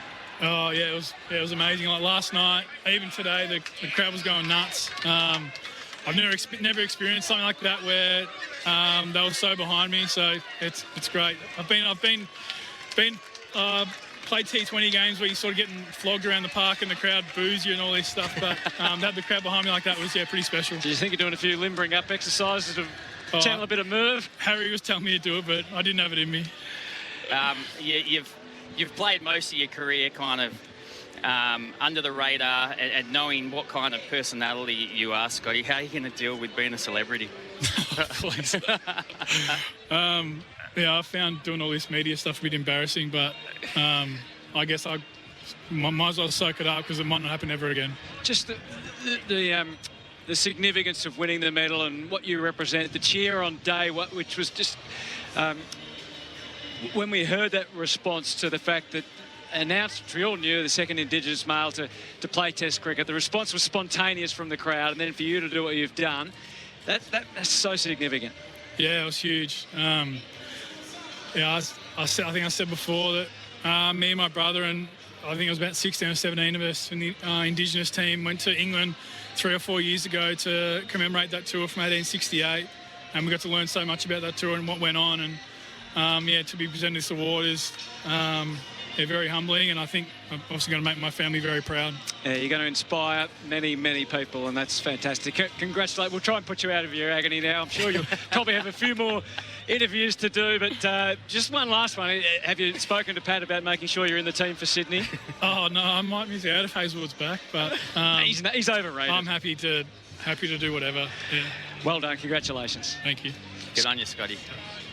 Great moments here at the MCG for Scott Boland, who is still being called out to by the crowd that have remained here to soak it all in. And as we said, Bucky's obviously not, and he said himself, it's media stuff is not really what he wants to do. But when you take 6 for 7, you've got to do these things. Well, I mean, he's going to have to improve pretty quickly. But no, he's just such a humble man. Every whoever gets to work with him, they're lucky enough to just get a guy who's professional, does his job day in, day out, and is consistent. And that's all you can ask from someone, really.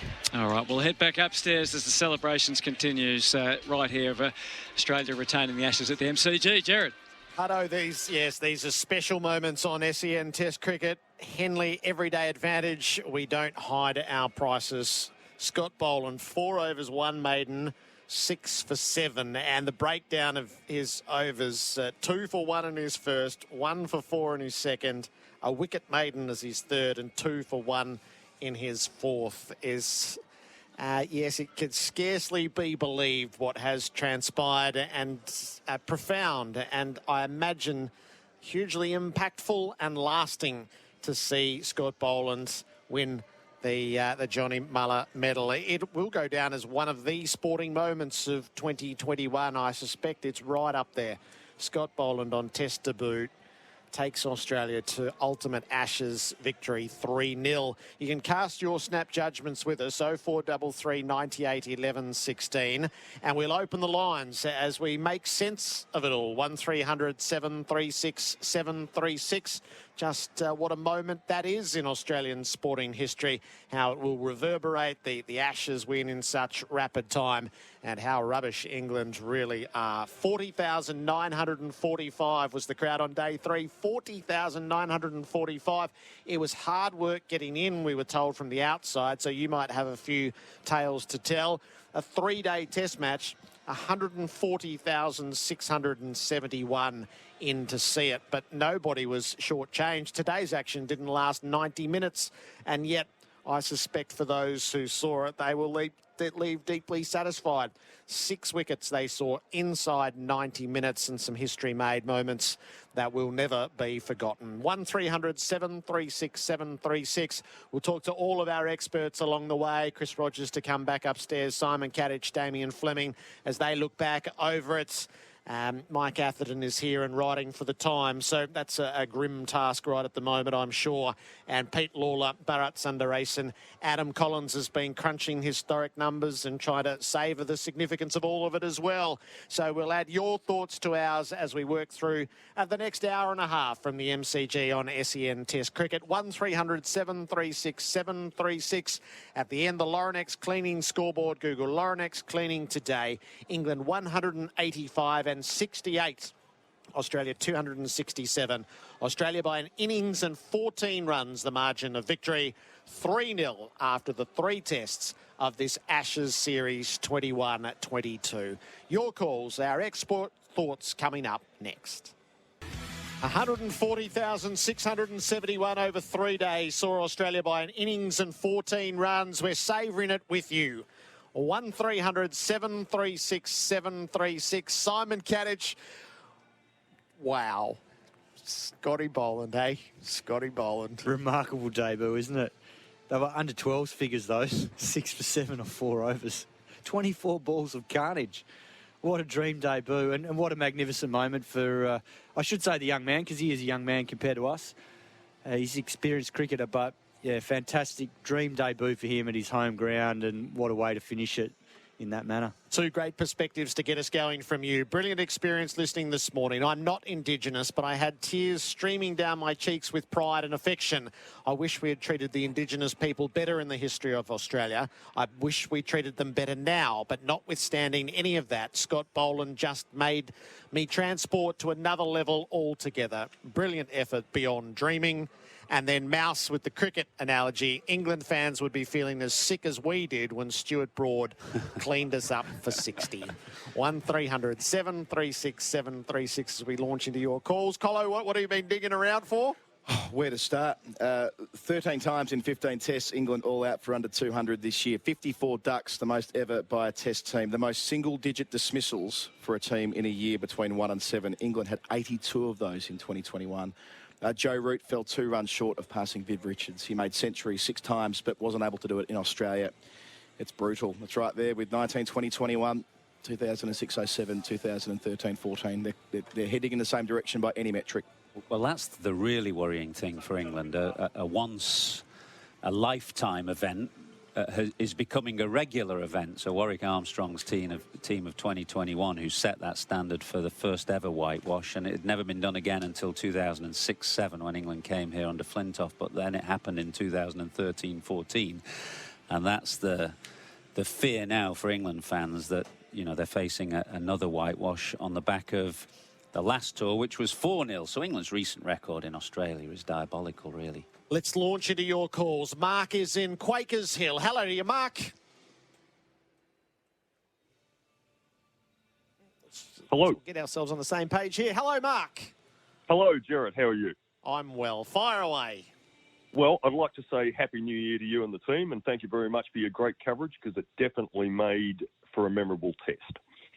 And just 4 quick points. Number 1, I think this is a test that out-surpasses Warnie's 700-wicket test. I think this has been the best Ashes test ever.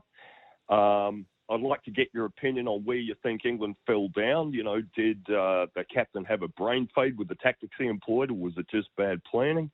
All congratulations to Scott Boland and the team. It was an absolute tour de force. And if Mike Atherton, and Mike, thank you for your great career over the years. It was very inspiring and thoroughly entertaining. If Mike's looking for a good AFL team to support, I'm being a passionate Sydney sider, I'd say the Sydney Swans, because we've got red and white English colours on the flag of England with St George's Cross, and we're a darn good team, and we give any Melbourne team a good run for their money. Sorry, Mark, he's already got a Richmond jumper, mate. Well, I was really concerned, actually, after that call went out the other day. I saw most people suggested I should be supporting Melbourne, which makes me think that most viewers out there think I'm a bit stuck up and posh, which I'd like to insist is not the case. But anyway, thanks for your call. Terrific, Margaret. We'll work through the post-mortems as we go. We just want to sample the emotion of all of this. Australia retains the Ashes. Scott Boland with one of the defining moments of 2021. I've got a list of the top 10, which I did. I'm just trying to work out where to put Scott Boland. It's in the top 5, that's for sure, and what has been a rich year for Australian sport. Pete's in Paran. Welcome to you, Pete. G'day, guys.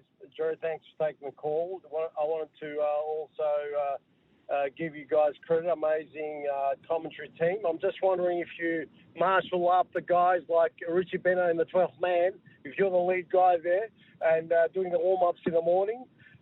But we've thoroughly enjoyed it. Katich, Mike Atherton's commentary, your chemistry with Peter Lalor. I hear you guys during the year, but your chemistry as co-commentators is amazing.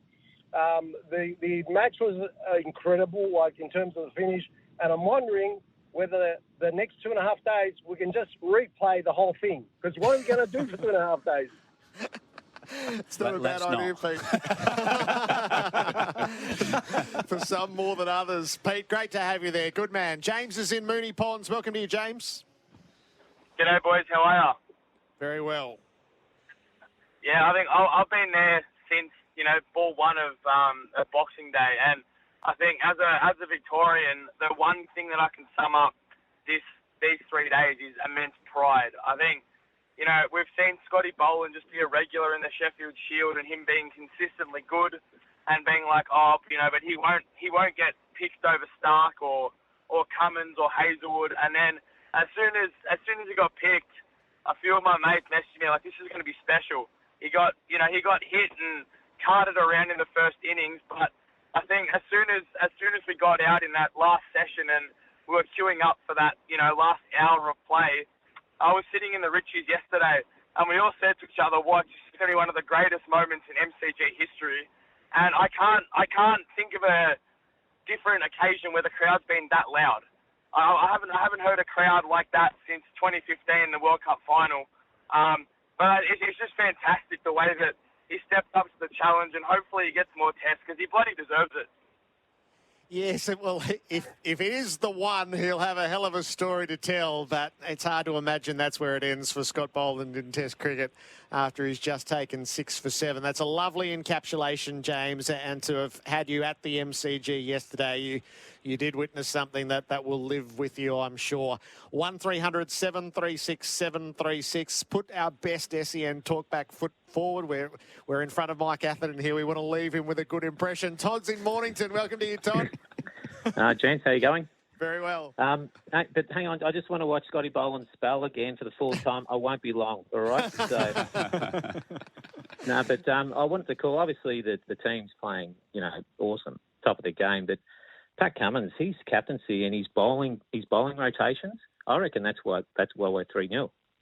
Awesome. He has had an incredible initiation to it. That's been my favourite part, I think, of watching it all unfold, is how he's gone about the captaincy, and he's captained 2 of the 3 tests. They're huge wins. He's given us a great impression of it's our first experience in our lifetime of the fast bowling captain. It has. And the spells, the bowling spells haven't been dragged out too much. He's not afraid to turn them over, and he's been on the money, and I think that's where it lies. So obviously, Smith took over on one of the tests, but no, his bowling selections and rotations, that's the best we've seen for a long time, I think. Todd, great impression. Yes, we're all with the Australian captain right now. Dean's in Elwood. Welcome to you, Dean.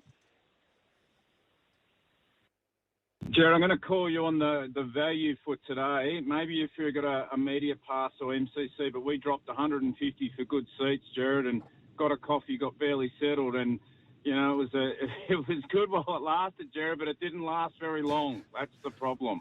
Where will you file for a refund, Dean? Have you got an address for the ECB, Mike? Care of Northwest 8, London. I get the sentiment, Dean. Do you think what you saw will live with you? Do you reckon you'll cherish it? I did love it. Look, I wasn't there last night. My mate was. He went twice. But I think the Boland thing was great. But I'd be honest with you, Gerard, what it leaves is a casual cricket go. And I don't mean to get serious, but I would question whether I would go again on a third day, drop a bit of money to go. I mean, they were uncompetitive. I think that's the aspect we're missing. Australia played well. I'm an Australian fan, but you kind of wanted a contest, and they couldn't provide it. And I think that needs to be looked at as well, because that's, as Athers just said, their record in Australia in the last 15 years is diabolical. Yep, and short of the 90 minutes of action, which I thought it had the possibility of wrapping up quickly. I didn't think it would be that quick. We got a message on day 1, I reckon, that said day 3 should be gold coin donation. I remember reading that message out, and that's about the territory that we ended up in. Dean, thanks for sharing your perspective. Richard is in Cows. Hello to you, Richard. Good afternoon, Gerard. How are you? I'm well. Gerard, for many years we were witness to a chap by the name of Glenn McGrath, how he could bowl off stump, middle stump and a 4-stump. In this match, I've watched a man named Boland who can attack that area on a consistent basis, and you work out which ball you leave and which ball you don't.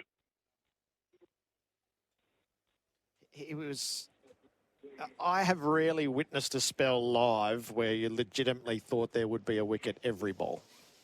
Oh, I watched Stuart Broad run through Australia at Trent Bridge in whenever that was, 2015. It was very similar, actually, wasn't it? Although the conditions were very favourable to Broad on that occasion. Now, this was a fantastic day for Scott Boland. He bowled absolutely beautifully. Australia caught their catches, rampant. I'm an Indigenous man, and I'm so proud of Scott and the example he has set for our people that we can achieve if we try hard enough. So many tears of joy watching the TV this morning. Thanks, Scott. 0433 98 11 16. Sue's in Melbourne. Welcome to you, Sue. Yeah, good morning, Gerard and gentlemen. Just 2 quick things, please. Congratulations to Michael Atherton and your fellow English commentators. Daily, you've turned up and presented a precise, polite commentary of the game, and your sense of humour for even turning up is to be congratulated. And secondly, we have 2 grandsons, and would you believe one of them said this morning, I don't think we're watching tests. This is quicker than the T20 match, and they want now to go out and their mother and father to go out and buy them white cricket uniforms rather than the fancy coloured ones. Sue, that's lovely. It's nothing quite like Test cricket, Kat, is there? Nothing quite like it. It's the pinnacle. Let's bring in Muzza in Geelong. Hello to you, Muzza. I just want to thank all of you blokes for putting me. I felt the last 3 days that I was at the MCG, even though I'm sitting in my unit in Geelong. And to the English commentators, thank you, but he thought they'd played really well yesterday, the Poms. Well, today we got revenge, and it was awesome. And I just want to thank SEM and you, Gerard, and the interviews that we get and the atmosphere we get. And my question is, does Scott Boland get to keep the cricket ball that he got his fifer with? He does, Muzza, he does. Damien Fleming told us the etiquette around that. He had it pouched in the pocket, tucked away. And in fact, he'd taken a stump.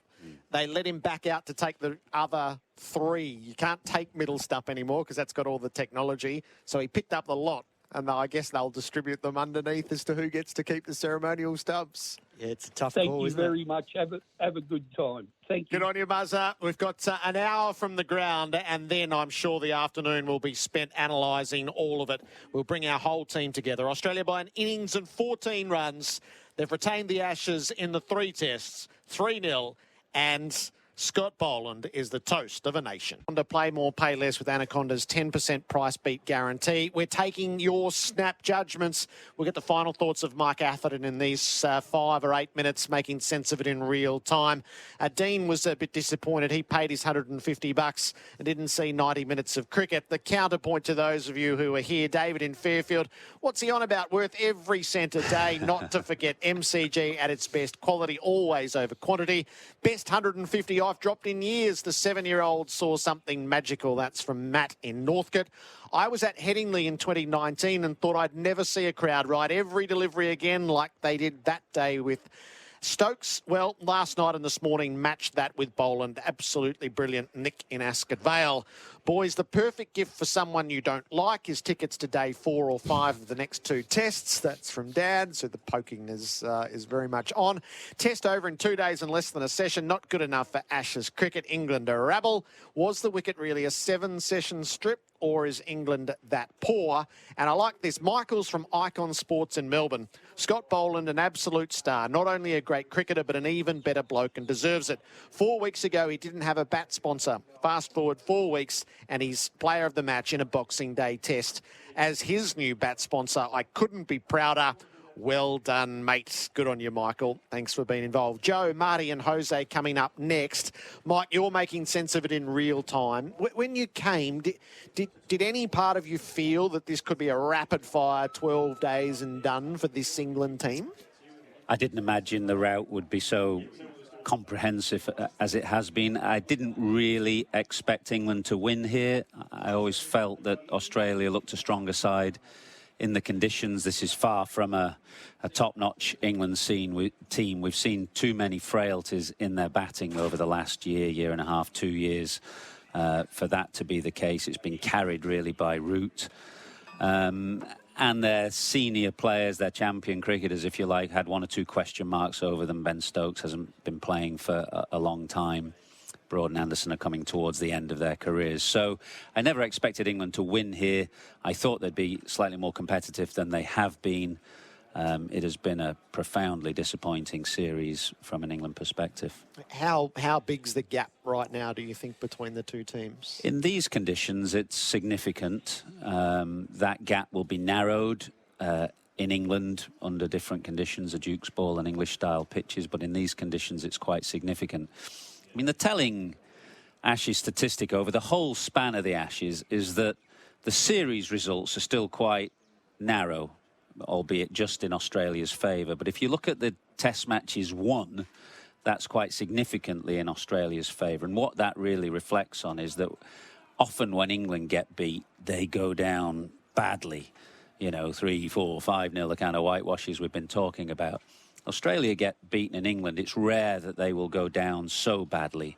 And hence that discrepancy in the number of Ashes matches or tests won by the respective teams over the years. So the margin has been with Australia historically. But in terms of the individual test matches won and lost, it's quite a significant margin now. When the autopsy's done over what's happened here, as you point out, so it's 5-0, 4-0 and it's 3-0 and looking like it might be more. Will England question how much they think about playing in Australia, who they bring, how they stack up? Where do you think the tension points are going to be? They will have to. I mean, Root, throughout the build-up to this series, was saying, well, if we do the same things over again, we'll get the same results. But unfortunately, that's really what's played out. England played a very similar attack in Adelaide to that which they did 4 years ago and got a similar result. I do think they've made a lot of errors here. Yeah, I accept COVID is a problem. Quarantine period in Queensland was a problem. I wonder whether England now, looking back, may think that they should have been firmer about not playing the opening game at the Gabba and starting their tour off in either New South Wales or Victoria, where the chance to play some cricket may have been easier. But all that said, you know, they picked some bad teams. Poor team at Adelaide, I thought. You know, you can quibble about the lack of Anderson and Broad at the Gabba because of their lack of cricket and the injury situations that they've come from. But the team at Adelaide, I just couldn't see any cricketing common sense behind that team that England picked.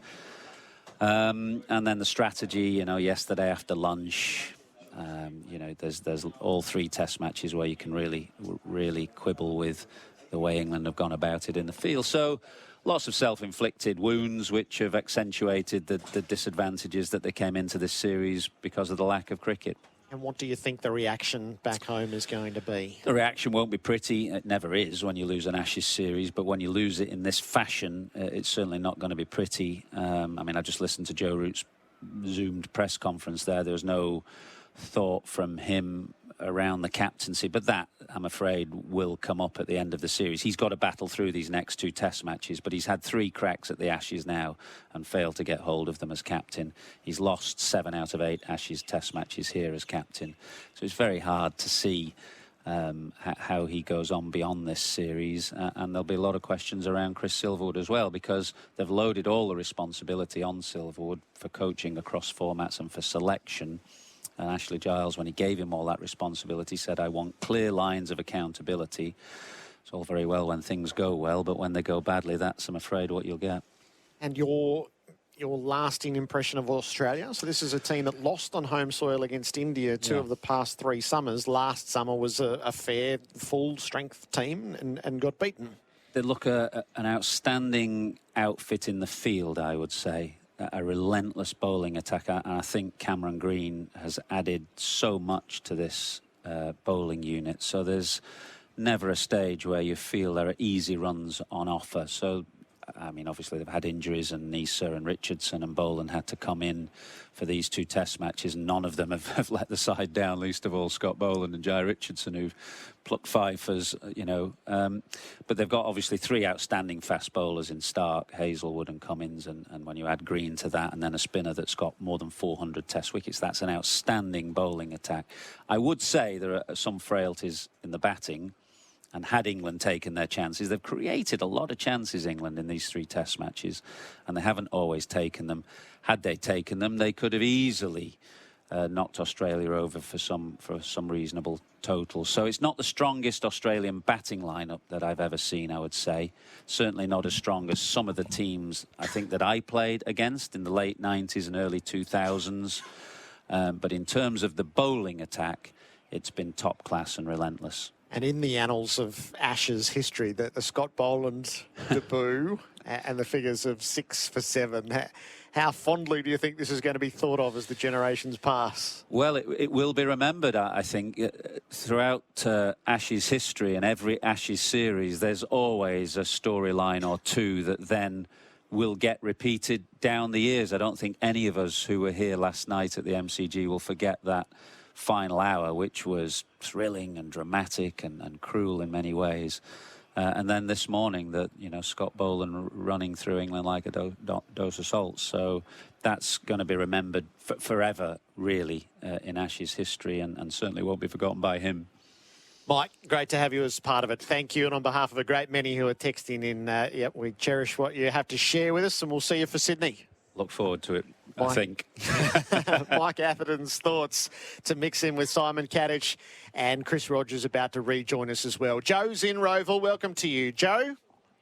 G'day, Gerard. How are you? Very well.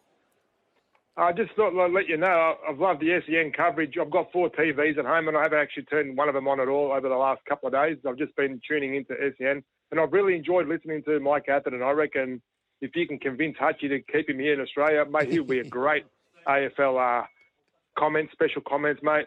He just says it how it is, and no nonsense, and, you know, it's just, I really thoroughly enjoyed it. So keep up the good work, and I love SEN.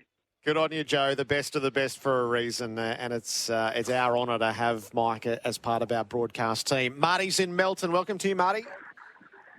Gerard, how you going, buddy? Very well.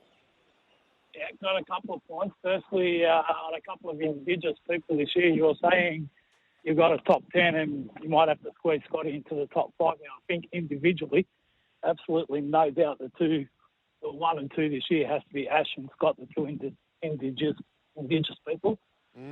So well done to them both. And, mate, Ash has got to be number 1, Gerard. And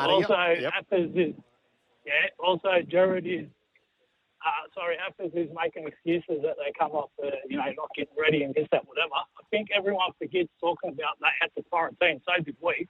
A lot of our players that played in this Test series came back from the World Cup, so they had to quarantine as well. And also, we played no Test cricket all year. They played about 15 matches, mate. So stop making excuses. You're just a pretty crappy team at the moment. They are no good, as that much is true. There's no sidestepping that. Mike's not doing that. I didn't mind this. Get Athers and Vaughan out of the commentary box and into the opening slots. Could not do any worse. Jose Glenn coming up in a moment. Cat and Buck to dissect it all. One session of play for Dale before you dig today on SEN Test Cricket. The Laurenex cleaning scoreboard.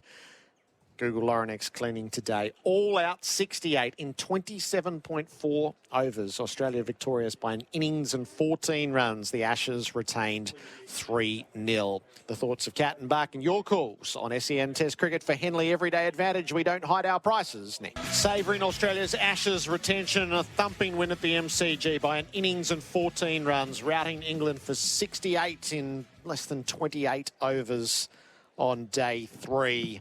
Our experts for Anaconda. Play more, pay less with Anaconda's 10% price beat guarantee. Simon Katich rejoined by Chris Rogers. How profound for Australian cricket, Buck, are these events to win the series and retain the Ashes in 12 days? Well, that's on the back of winning the T20 World Cup as well. I mean, it feels like a corner has been turned. The performances over the last few years, there's been some really good moments followed by some moments that have probably been forgettable. So just the way that the team looks like they're coming together. I know, albeit against probably a weak England side and winning masks a lot of problems. But I think that what's been most impressive about this is that England have posed some questions at times, but Australia have had all the answers. They've just been a really strong, solid side, and that's how you win. You be consistent. You have lots of different contributors. Labuschagne and Smith missed out in this game, so I think they're putting together a pretty good side, and there'll be tougher challenges, particularly with the subcontinent coming up. But right at this moment, they seem like they have a lot of options. And it's the perfect moment for Pat Cummins. 3 tests in and that task done. He was part of the T20 winning side, so it gives him a clean run at what presents as a challenging year with 9 tests in Asia after this. But this stamp, I think, that we're seeing now. Yeah, and I think it's calm and collected. Everything he's said and done since he's taken over the role has exuded that sort of confidence that he's got within his own game, because he is number 1 in the world for a reason, but then also in his ability as a leader. He knows he's got the full respect of this group. And I think having a bowling captain as well, and someone commented throughout today on the text, and it was, I don't know if it got read out, but it was spot on. It said something about the fact that Cummins will get the best out of Stark. And I think the fact that that unit is so tight, the 3 of them have played a lot of Test cricket together, and also you add in Nathan Lyon and now throwing in Cameron Green. I agree with what Atherton said before. It is a very strong bowling unit, and we've had that for a number of years now. The big challenge for us with Australian Test cricket is now to get the same strength in our batting unit. It's not quite there yet. I think it's still a work in progress, and there's some really good signs. I think Marcus Harris was excellent here. Travis Head was excellent at the Gabba. Obviously, Alex Carey's come into it. Cameron Green showed some good signs. But the big 3, we're still relying on Warner, Labuschagne and Smith. So that load needs to be spread a little bit more moving forward. You're always going to have the better players in the side, aren't you, Kat? So it's interesting. Yeah, I mean, you want those other 3 to take some of the heavy lifting, clearly. I guess, they've got to be given time as well. But I think you've seen the makings of it. At different times we've seen Travis Head and Cam Green in particular really do some good things. So yeah, that's probably the exciting thing as well. There's still some real improvement in this side. It's exciting. I guess the issue is it's not so much here in Australia. I think it's a given that we expect them to play well here in Australia. The big challenge with this team is doing it away from home. And that's why the T20 World Cup was a massive achievement, because historically in the last probably 4 or 5 years, we haven't played as well from home as we probably had in the past. And that's going to be the big challenge. Pakistan, I think India probably coming up, Sri Lanka. Yep. Yeah. I think one of the options we now have is because of Cam Green's bowling and the percentage of overs that are bowled by spin in that part of the world, I'm fascinated to see what George Bailey in particular does around that side, because it could look very different. You could have Cam Green opening the bowling, playing, another spinner in there and bat really deep. It might even give, I know it might be a bit controversial, but then you could throw in someone like Glenn Maxwell, just as a bit of a someone who can come in and try and take the game away from the opposition, because sometimes the best time to score in that part of the world is against the new ball, and you want to do it quickly. So I think that they've got more options now. Even Mitch Marsh could come into the equation because he can bat and bowl as well. So I'm fascinated to see how they approach that, and I think it'll be very different to how we have previously. Yeah, there are great signs from George Bailey as the chief selector, and the mode that he's brought to it, the willingness to pick horses for courses and not just rampantly and rigidly stick to an 11. So it's been a fascinating series for that. And there are even those who are starting to ponder could Mitch Swepson make his debut at the SCG in line with what they've been doing? Which it lets the mind wander a bit, and Cam Green gives enormous flexibility on that front. Well, it's an interesting one because this test has finished so early. You'd expect all the quicks to come up, and even it gives, Josh Hazlewood's a chance. He was bowling here in the nets. I think we saw some footage of that earlier in this test match. So you'd expect that they'll come into calculations, but they have the luxury at the moment. They've done horses for courses throughout this series so far, and Boland's a great example here at the MCG. Well, if you were really looking forward, if you thought, okay, this series is done and dusted, we're won, don't need to worry about what happens now. And I know that's probably not how they think because of the World Test Championship and the points that go with it, but you might just tap Nathan Lyon on the shoulder and say, hey, mate, just have a rest. We'll still pay you for the game, but, just go sit down for a bit and play Mitch Swepson and then give him that experience. So when his opportunity comes, if it does, in fact, come, then he's just a little bit better prepared. That's just, that's thinking way ahead. But, yeah, that's even. You have those options. Yeah. You never know. With England in the state that they're in, the independent reserve scoreboard, choose independent reserve for crypto. All out 68 today. So not everybody was thrilled with it. Robin Bo Morris agrees with Dean from Elwoods. Obviously great entertainment, but for $200 a ticket, pre-purchased and advertised as a test match, a refund is due. Kaya in Croydon sent through. We were sitting in level 2A above Bay 13 yesterday, and the sound was amazing. Bay 13 teasing the Barmy Army all day. It was awesome, and seeing Mitch Stark and Scott Boland smash the Poms is always good. Go Aussies. Good afternoon. Tuning in on the road at Port Fairy, to Port Fairy, and another classic memory made in the car listening in. Unbelievable result. And Vic in Marupna, we kept company the whole way through. Day one, waiting for COVID test results to come back. Watch the test all day. Day two, test results back, so started the 12-hour drive to Queensland and listened to the broadcast all day. Day three, crossed the border with our passes and enjoyed the coverage again. Excitement levels in the car very high. Thanks so much, everyone. Vic from Marupna. Jose is in Hastings. Hello to you, Jose. Morning, gentlemen. How are you going? Very well. How good is Test cricket for starters? Even though the series is to whitewash and it's over, I've just been loving the cricket. I just love me Test cricket so much. It's just fantastic. And this summer and last summer, even when India were winning, the cricket was just great to watch. I've got a quick question. On day one, when England lost a wicket just before lunch and just before tea with about 3 or 4 balls left in the over each time, how come they didn't get the batsmen to come out and face the music, those 3 or 4 balls? I'm sure in the past they had to come out, face those few balls. The momentum's there. We could have got another wicket or whatever, but they went off for lunch and went off for tea early, and then came back on and resumed that over. I thought in the past it was not get out and face the music and see what comes of it. The funny old conventions of cricket, what the time actually is, and how long it takes you to get to the middle. So, is it right that you can't a new batsman can't face up once time has expired? I thought it was within 2 minutes. Yeah, I thought it was within 2 minutes of the break. Yeah, so if it was 12:28 and lunch is at 12:30 and there's a wicket, then you go off. How close did Ben Stokes get to being timed out last night? Yeah, well, he nearly did it well. Minutes to get out there. He nearly did it well. I mean, Cal, I kind of thought at the time it was actually, what was the time? 6:29 when they bowled the last over. So how could he have time wasted? Done a shoelace up or something just to make sure that they didn't have to face that last. It didn't cost him in the end. Pat Cummins, we all thought he was going to get a wicket, but they managed to navigate that. But I thought that maybe they would try everything they could to waste time, wasn't it, with Ben Stokes? He nearly did get timed out. Actually, somebody made the point before that we should have called for the extra half hour last night. And your point, not opening with Scott Boland, is that Pat Cummins did his bit for the paying public. If he's opening with Scott Boland, this test doesn't make it through half an hour. I just really wondered if actually Cummins might just think, you know what, I'm captain of...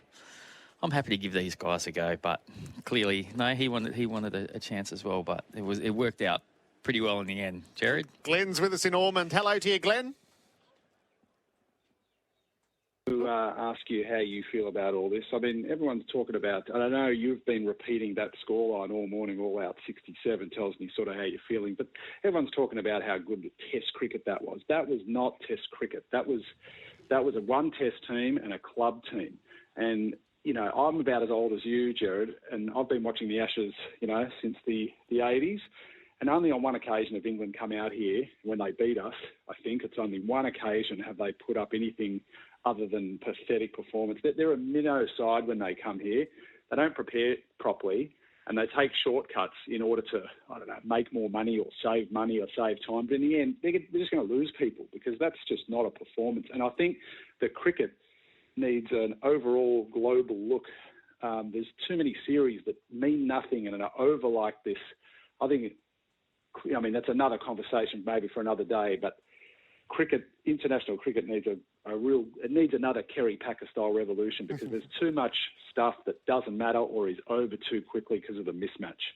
So the institutional questions for England touched on with Mike Atherton before. So it's a 5-0, then a 3-1 win, and then 5-0, 4-0. And honestly, this is heading for 5-0 unless something dramatic happens. But we had been hearing for 6 months about how they were obsessively thinking about it, which makes some of the decisions that have been made. It didn't spring upon them, and there hasn't been a lack of planning. They've just made some woeful decisions, and they're not very good. And it's such a pity because Joe Root has just banked the third best calendar year of all time, and they've lost 9 tests during that, which probably tells you what's around him. The one thing I think that might come out of this for the good of the English game, and this is my opinion, but I've been seeing a lot of criticism coming from the fans around what actually is happening in their system. And there has been now for a long time, particularly their one-day team as well, a lot of focus around that. They've got the 100. They're pushing the first-class cricket to the ends of the season when they don't have the weather either, or at least we have decent weather, come kind of September, October or March, that time of year. So they've got some real issues around that. But what I sense now, and just spoke to Athers before, is there's going to be some questions asked about what can they do to improve their standing in Test cricket, because honestly, that's I can remember when I played in the team that got bowled out for 60 at Trent Bridge, and there were T-shirts made up, and they had each delivery on that T-shirt. I'd love to just those people who gave me a T-shirt, I'd love to give one back to them right now. What's your view of the overall for England? It's going to be systemic. There's no doubt they're going to have to look at the structure of English cricket. As is the case, it happened here. Obviously, there was reviews and all that sort of stuff when the results don't go to plan. But it's a concern when those stats before came up about the amount of ducks in the calendar year and then the scores under 10. I mean, they're records. They don't happen for a reason. There's a reason why that is happening at the moment, and that's because it's both technical and it's both mental. Because to play Test cricket, you've got to have technique, but you've also got to have the mental fortitude to be able to withstand a spell like that last night. And look, it wasn't easy for those young blokes. I'm not making an excuse for them because the quality of bowling was outstanding. But to survive in Test cricket, you have to find a way. And that comes from technique and having the mental fortitude. I think if they get beaten 5-0, that they're going to wear the indignity of being labelled the worst team ever to come here.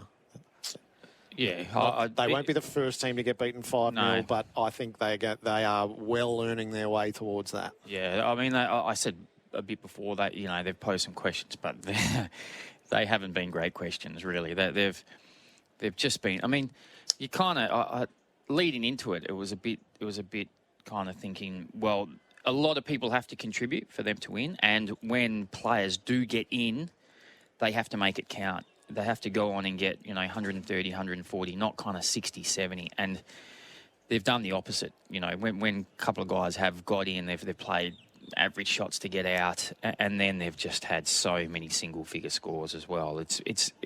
You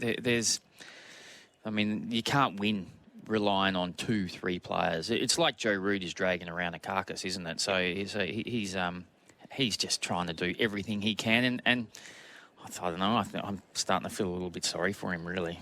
You gents have one last task, and that is to crown our Bingley Player of the Match. Bingley, grab a deal today. Who wants the honours? I'll take that one. It's an easy one, I think. Scotty Boland. That's the debut that the dreams are made of. Yep. Man, Harris. You palmed him to the side for 76 on a tough wicket. He can be the runner-up. Fair enough. 76 outscored England 68 in the third innings of the Test, as it turned out. We'll see both of you, or talk to both of you for Sydney. Who knows what our world looks like by then. Great to have you as part of it here in Melbourne. Thanks, Gerard. Thanks, Gerard. Simon Katich and Chris Rogers here at the MCG. 1300 736 736. We'll continue to take your calls, to analyse it, to ponder what comes next, and to bask in this really rare moment. Scott Boland defines the Melbourne Test, where Australia retains the Ashes. And we'll ponder Justin Langer's place in the scheme of things as well. There's some great texts on that front for the Australian coach. And all the decisions that have been made around the T20 World Cup victory and now the retention of the Ashes. We'll do all that on SEN Test Cricket for Henley Everyday Advantage. We don't hide our prices. Next. Victory today for Australia inside 90 minutes on day 3. England routed for 68. So the game scores 185 and 68 for England. Australia 267. Victory by an innings and 14 runs. The Ashes retained the series 1. All on SEN Test Cricket for Henley Everyday Advantage. We don't hide our prices. Working your thoughts in with ours. Janine's in Narre Warren. Hello to you, Janine. Hello, Gerard. Good to talk to you. Happy New Year to you and all the listeners. I'm just wondering where our negative friend is from the first test, Gerard, who thought, it was all over after one day. Well, he wasn't far from being right, was he? But I must say, I have enjoyed every minute of it. I don't care how one-sided it is, as long as we're on the upside and not the downside. But I was interested watching yesterday, Gerard. Now, I know Jofra Archer would have been here had he been fit, but he's not. And I'm just wondering, and look, Mark Wood to me he's England, if they had 3 of him, they'd be fine. But just the reliability on James Anderson still as a nearly 40-year-old, the reliance they have on him is... He's still, yeah... quite startling, really. And look, Mark Wood gives his all, but he really doesn't take a lot of wickets, but you couldn't ever question his endeavour. Just the reliability on Jimmy Anderson, who, they quite pointed out several times, is nearly 40. That's right, yeah. So he still defines the attack, and maybe it would be different if Archer was here. And we've heard a few times that their dream attack in terms of the speed was Stone, who's injured, Archer, who's injured, and Wood, who's here. And he struggles to hold the body together. He is for the moment. So his airspeed has caused a bit of discomfort. Anderson's skill is not significantly in decline. And in fact, on the evidence of yesterday, it's as strong as ever. So I wouldn't judge him by age. It's just what's around him is not... He would still be an instrumental part of an attack that included Archer and Stone and Wood. And I guess it might be a different story. But Janine, it's a thorough thrashing.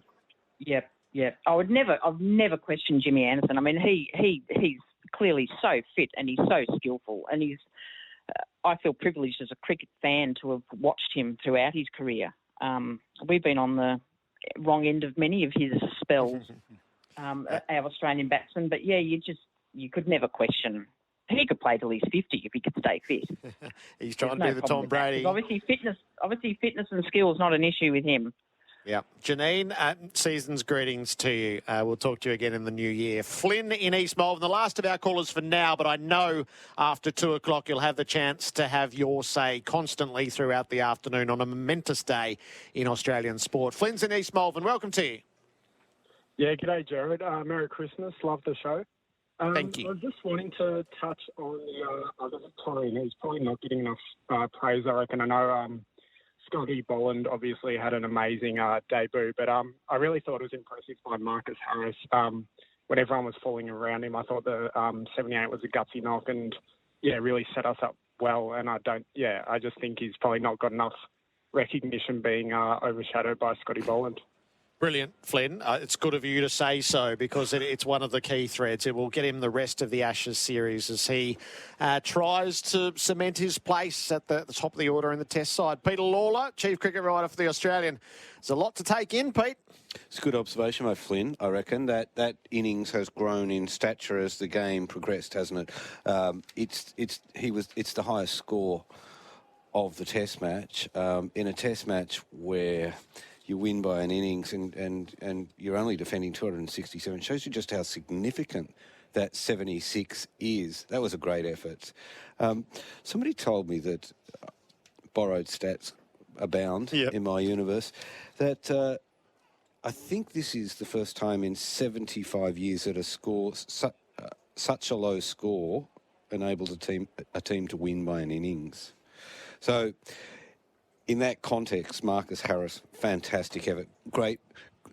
A great game for Victorians, wasn't it? And it almost felt like the crowd was making up for 2 grand finals they hadn't got to sit at points there, especially with that Boland performance today. Yes. Absolutely fantastic to be here and be part. Listen to that. So what does it all mean for Australian cricket, do you think, Pete? A World Cup, a T20 World Cup victory followed by the Ashes in 12 days of cricket? Well, you wouldn't take too much by measuring yourself against England, frankly. They have arrived here without a proper bowling attack. I mean, bad luck has got them there. They're not a good batting attack. This is not a good cricket team. Everything that you see about this team tells you that they're not a good cricket team. That they've barely passed 200 in half their last 30 innings. That's pathetic.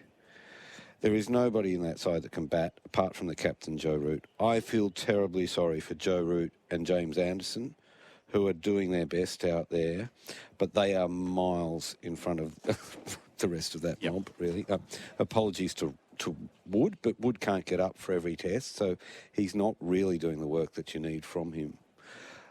So it's hard to measure Australia's stature against the English. But this is a reasonable cricket team. I liked it from the day I looked at it. Harris and Warner at the top order, but when we went into the series, the nervous Nellies, and I'm not looking at you, wringing their hands about where was Warner at in cricket, and it was a fair question. He's only played a handful of tests in the last couple of years. He was injured, didn't do well, and living live in our memories is, of course, how poorly he did in 2019. But he's a good cricketer. You can bank on a David Warner. Marcus Harris is a work in progress. Marnus Labuschagne, Steve Smith, don't need to say anything about them. Travis Head, a luxury at number 5, I think, but a luxury that you can afford against an opposition like this. And I think will be much better for the exposure in this series, as will Harris. It's fantastic for Harris that he'll get these 5 tests, and I'm very sure that he will. And then look at the bowling lineup. I mean, we're talking about Boland. Is he the 6th or 7th choice bowler in Australia? You're saying 6th, Colin? 6 used in the series, yeah. Hey? The 6th used in the series. 6th used in the series, so basically 6th choice, isn't he? Found out on 5:30 p.m. Christmas Eve that he's playing in a test match. Man, oh man, what would you give to have had just a couple of minutes of being Scott Boland out there today? I mean, that was the stuff of childhood dreams. It absolutely was. What next? We're due in Sydney and then in Hobart, and that's obviously the subject of much discussion. What have you been able to glean behind the scenes? What I have been able to glean is that we will go to Sydney as planned. I had a word to Cricket Australia this morning. They had what's it called, their planning meetings in the mornings, but anyway, they are dead set determined to play in Sydney, and they will play in Sydney, and I admire them for this. Cricket Australia get a lot of criticism for the things that they do, and fair enough in a lot of cases, but in this situation, they deserve praise for doing the hard yards on these tours. Nothing would have been easier than to confine this tour to 2 venues or 1 venue, or do as everybody was suggesting yesterday. Oh, you can't go to Sydney, you can't go to Hobart, stay in Melbourne. Yeah, you could stay in Melbourne and your life would be easier, and it'd be more affordable, and probably it would be even more sensible. But to bring the cricket to people, you see how important it is in this experience here at the MCG over the last 3 days. It's been thrilling to hear the crowd engage with a test match like this. And people in every state should get that opportunity. I'm so sorry, Perth. Yes. Yeah. Talk to you at the SCG. The Ashes are won. Peter Lawler's got some writing to do. The session was for Dial Before You Dig. I'm putting Scott Boland 6 for 7 in at number 4 of the defining moments of the Ariane Titmus 1, Ash Barty 2, Melbourne's drought-breaking premiership 3. Scotty Boland goes in at 4. Unforgettable stuff as the Ashes were retained. Bat pad in place. Cam Green looking to finish the deed. Anderson in his sights. He bowled him! The Ashes are retained in 3 tests. An annihilation at the MCG. Cameron Green gets the last wicket, but it is the debut of Scott Boland that will echo through Ashes history. Unforgettable stuff. Australia rampant and dominant. England crushed in a manner that you could barely imagine. All outs on the morning of day 3. For a miserable 68. The MCG crowd has had so much to savour, and now the trophy will be lifted in front of them. Anderson the last to go, clean bowled for 2.